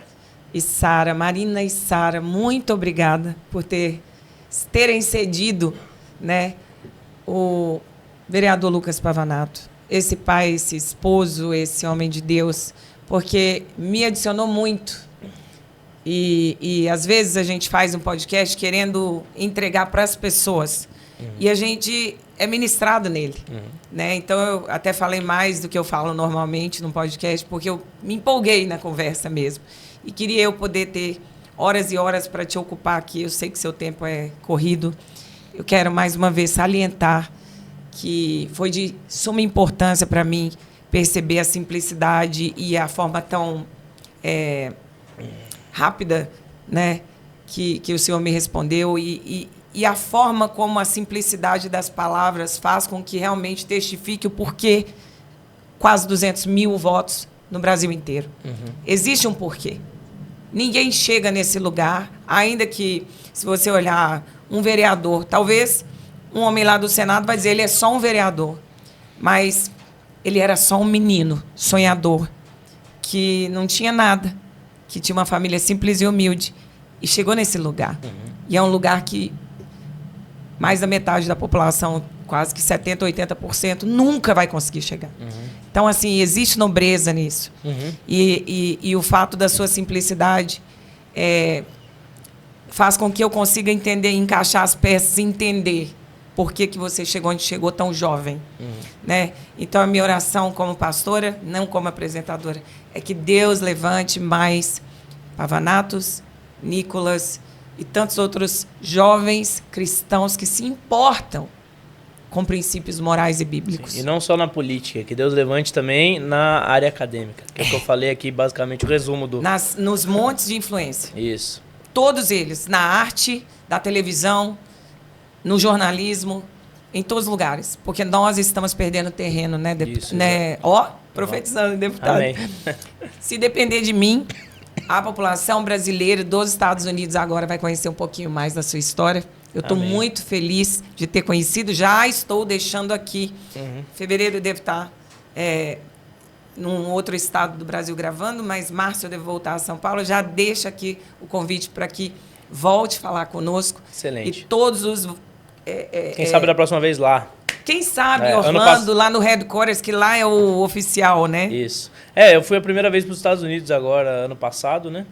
E, cara, realmente, quando você volta pro Brasil e você vê a disparidade que você tem, né? De organização, de riqueza mesmo, de prosperidade, é muito grande. De mente cultural, o brasileiro, cara, o discurso é assim, nossa, você tem que ter...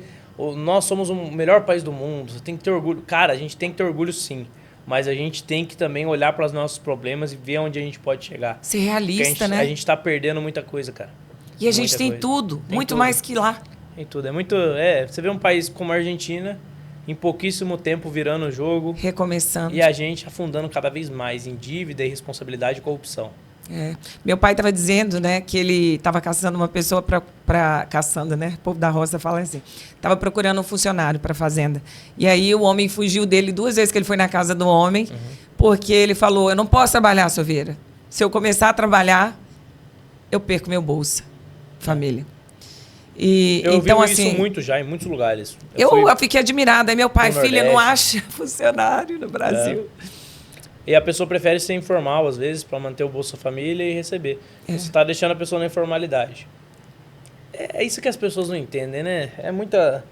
Conhecimento econômico, às vezes, é muito limitado. E daí, isso eu percebo, às vezes, a direita tem muita clareza em algumas coisas. Então, parte moral, parte de costumes, a direita entende muito, mas a parte econômica, às vezes, também, quando precisa entrar para o debate, não sabe. Entendeu? Não tem estratégia, não sabe o que está falando e deixa a desejar mesmo. Agora a esquerda aposta nos discursos populistas, né? Nossa, vamos acabar com a escala 6x1.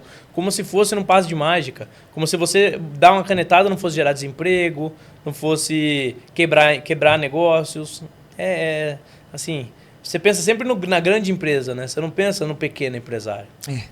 E é incrível, porque no final das contas, a conta vai chegar. Vai. A gente está pagando essa conta. Né? Quando eu olho para um pai de família que morre de um assassinado, por exemplo, e a família não tem uma pensão, mas o criminoso que matou, a família do criminoso recebe a pensão, assim, de verdade, às vezes, não que justifique, mas é normal que existam rebeliões. Sim. É normal, porque o povo está muito cansado. Tá. Inclusive, você tem visto um aumento muito grande de reações, assalto, etc. É porque as pessoas estão de saco cheio, cara. As pessoas estão oprimidas. Você trabalha o tempo todo, você vê notícia. E olha que nós estamos em São Paulo, que é um lugar que caiu os índices de criminalidade. E mesmo aqui, você cansa de ver notícia de assalto à mão armada nas ruas, no semáforo.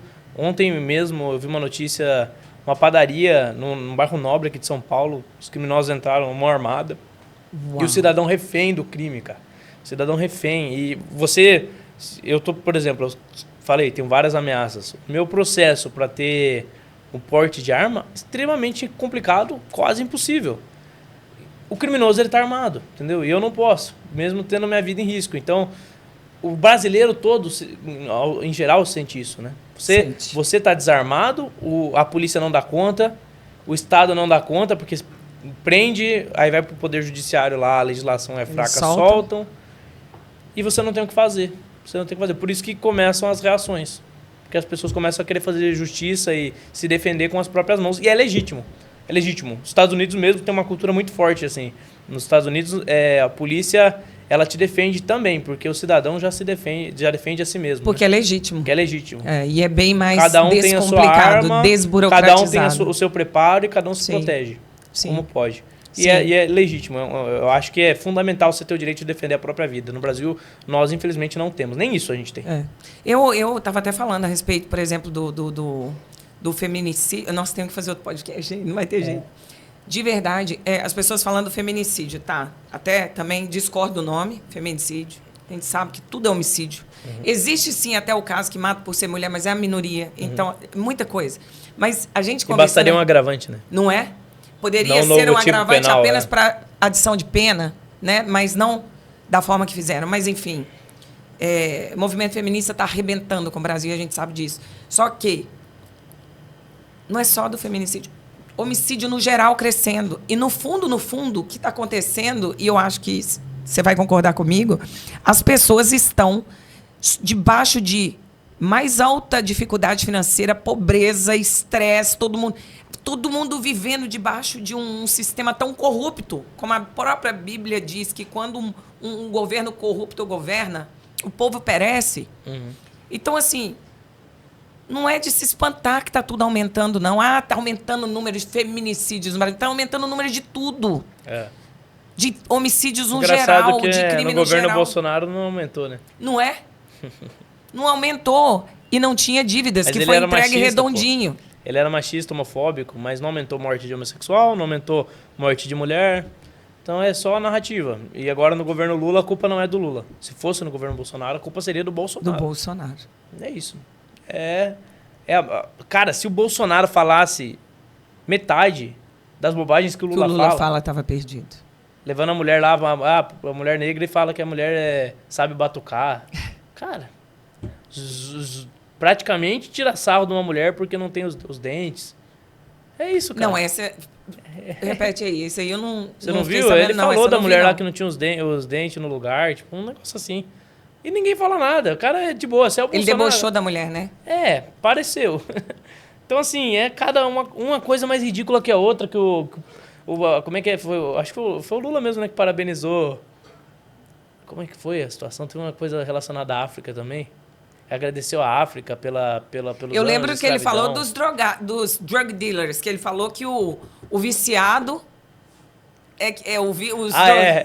os vendedores de drogas são vítimas. Entendeu? Os traficantes são vítimas.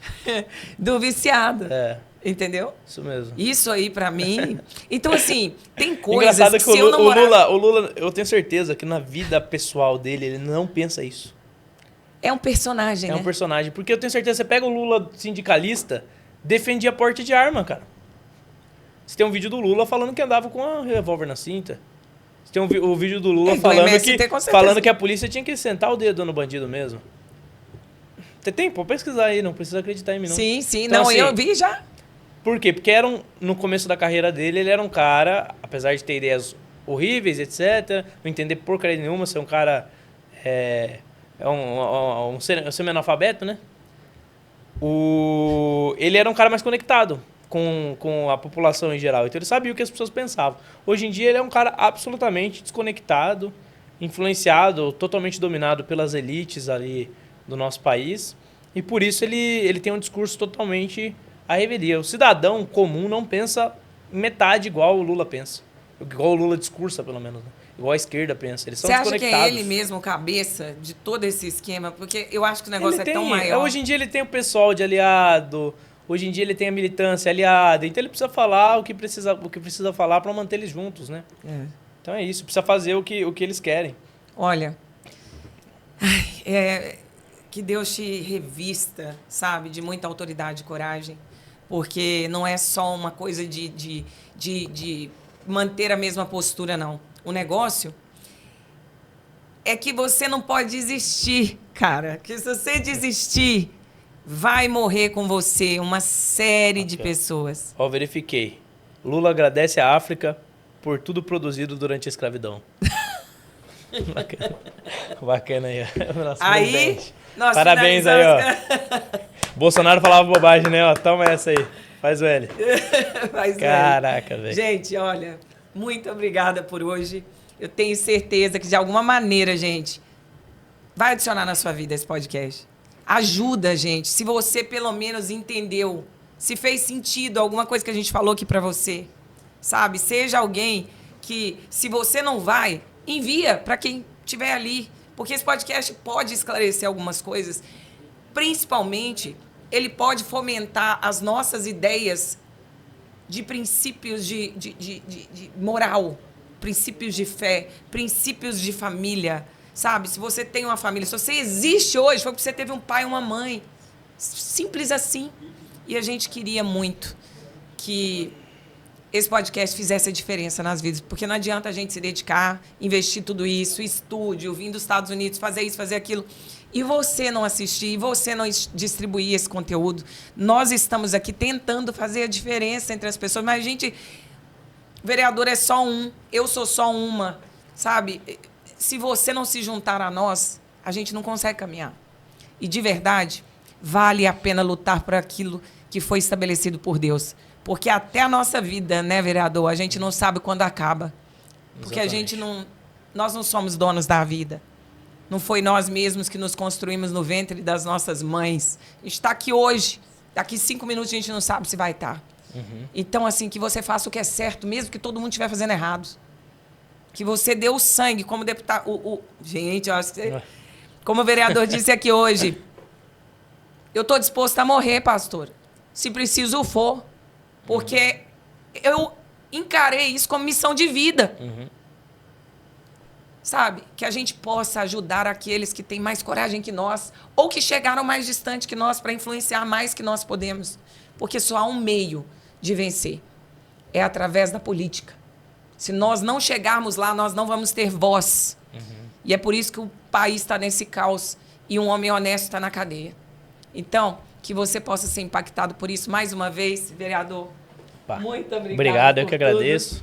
Eu queria te pedir, última coisa, deixe uma mensagem, tanto para os meus seguidores, mas também de maneira um pouco específica, para aquelas pessoas que estão desencorajadas com o que está vendo no Brasil, que suportam a nossa ideia de direita, que querem ver princípios bíblicos na política, que querem ver o que nós defendemos ali como cristãos, mas que estão verdadeiramente tristes, talvez até sem esperança, sabe? Que você possa deixar uma palavra para que as pessoas fiquem firmes, para que as pessoas tenham um mínimo de expectativa de que alguma coisa pode mudar, sabe? Sua câmera é essa aqui. Queria te dar a liberdade de falar aquilo que... Te peguei de surpresa, né?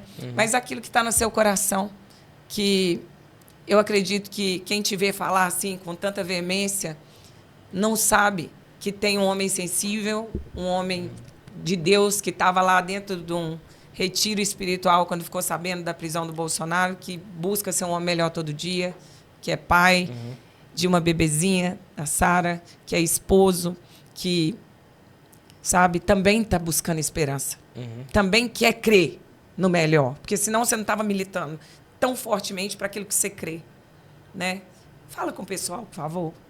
Tá, eu vou primeiro dizer que para um cristão, o melhor que poderia acontecer por nós já aconteceu, que foi Jesus morrer e ressuscitar.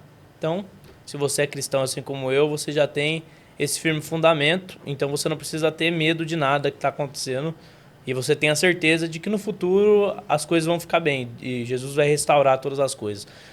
Para além disso, alguns conselhos. Se apegue àquilo que está mais próximo de você e que você tem controle. E não se preocupe tanto com o que você não pode controlar. Então, o que você tem controle é estude o máximo possível, leia livros. Então, você vê pessoas bem-sucedidas, leem muito. Desenvolva novas habilidades, aprenda um novo idioma. O inglês, por exemplo, vai te abrir muitas portas. Trabalhe duro, tenha disciplina e tenha frugalidade. Não viva de achar que simplesmente os bens materiais são um fim em si mesmo. E cuide ali da sua família, de quem está mais próximo de você. Vá aos domingos em uma igreja, frequente uma igreja. Até você que às vezes não acredita, eu tenho certeza que alguma coisa boa você vai extrair de lá. E cuide da sua família o máximo possível, de quem está próximo de você, construa um patrimônio, construa algo que você possa deixar para a próxima geração.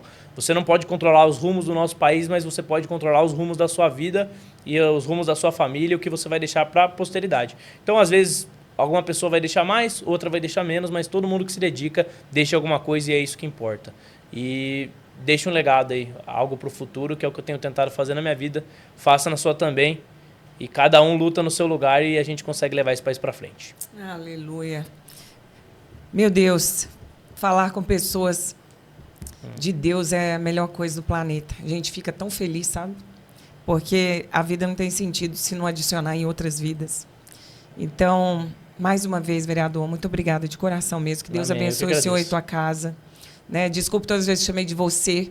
É porque, além de eu ser muito da roça, eu te vejo como alguém tão jovem e tão simples, tão igual. E talvez seja esse o seu maior dom, de ter empatia pelas pessoas, se posicionar de maneira muito simples, muito fácil, muito inteligível. E isso é uma coisa que não é todo mundo que tem, nem todo político tem, nem todo parlamentar tem. E a gente sabe que talvez assim ele tenha na câmera, mas fora da câmera ele não tenha, ele tem uma máscara. E você não, você é isso aí mesmo. Então, quero dizer, conte com o nosso apoio, meu vereador, a partir de agora. E quando for na Disney ou em Orlando, ou em qualquer lugar lá, estarei lá vos aguardando nos nossos estúdios lá.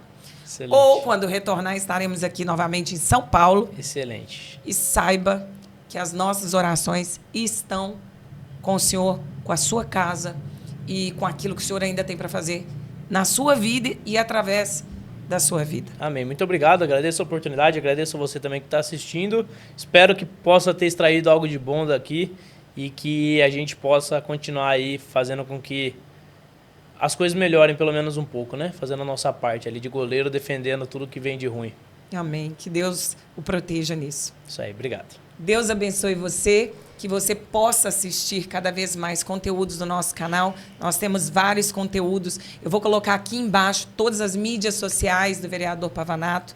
Vou colocar todos os conteúdos ali que você possa ter de link para que você possa entrar e conhecer melhor o trabalho dele. Você que vota como eu e mora na Flórida, mas vota no Brasil, porque também é pagadora de impostos no Brasil, que você possa apoiar, né, todo esse trabalho que tem sido feito de maneira tão fantástica.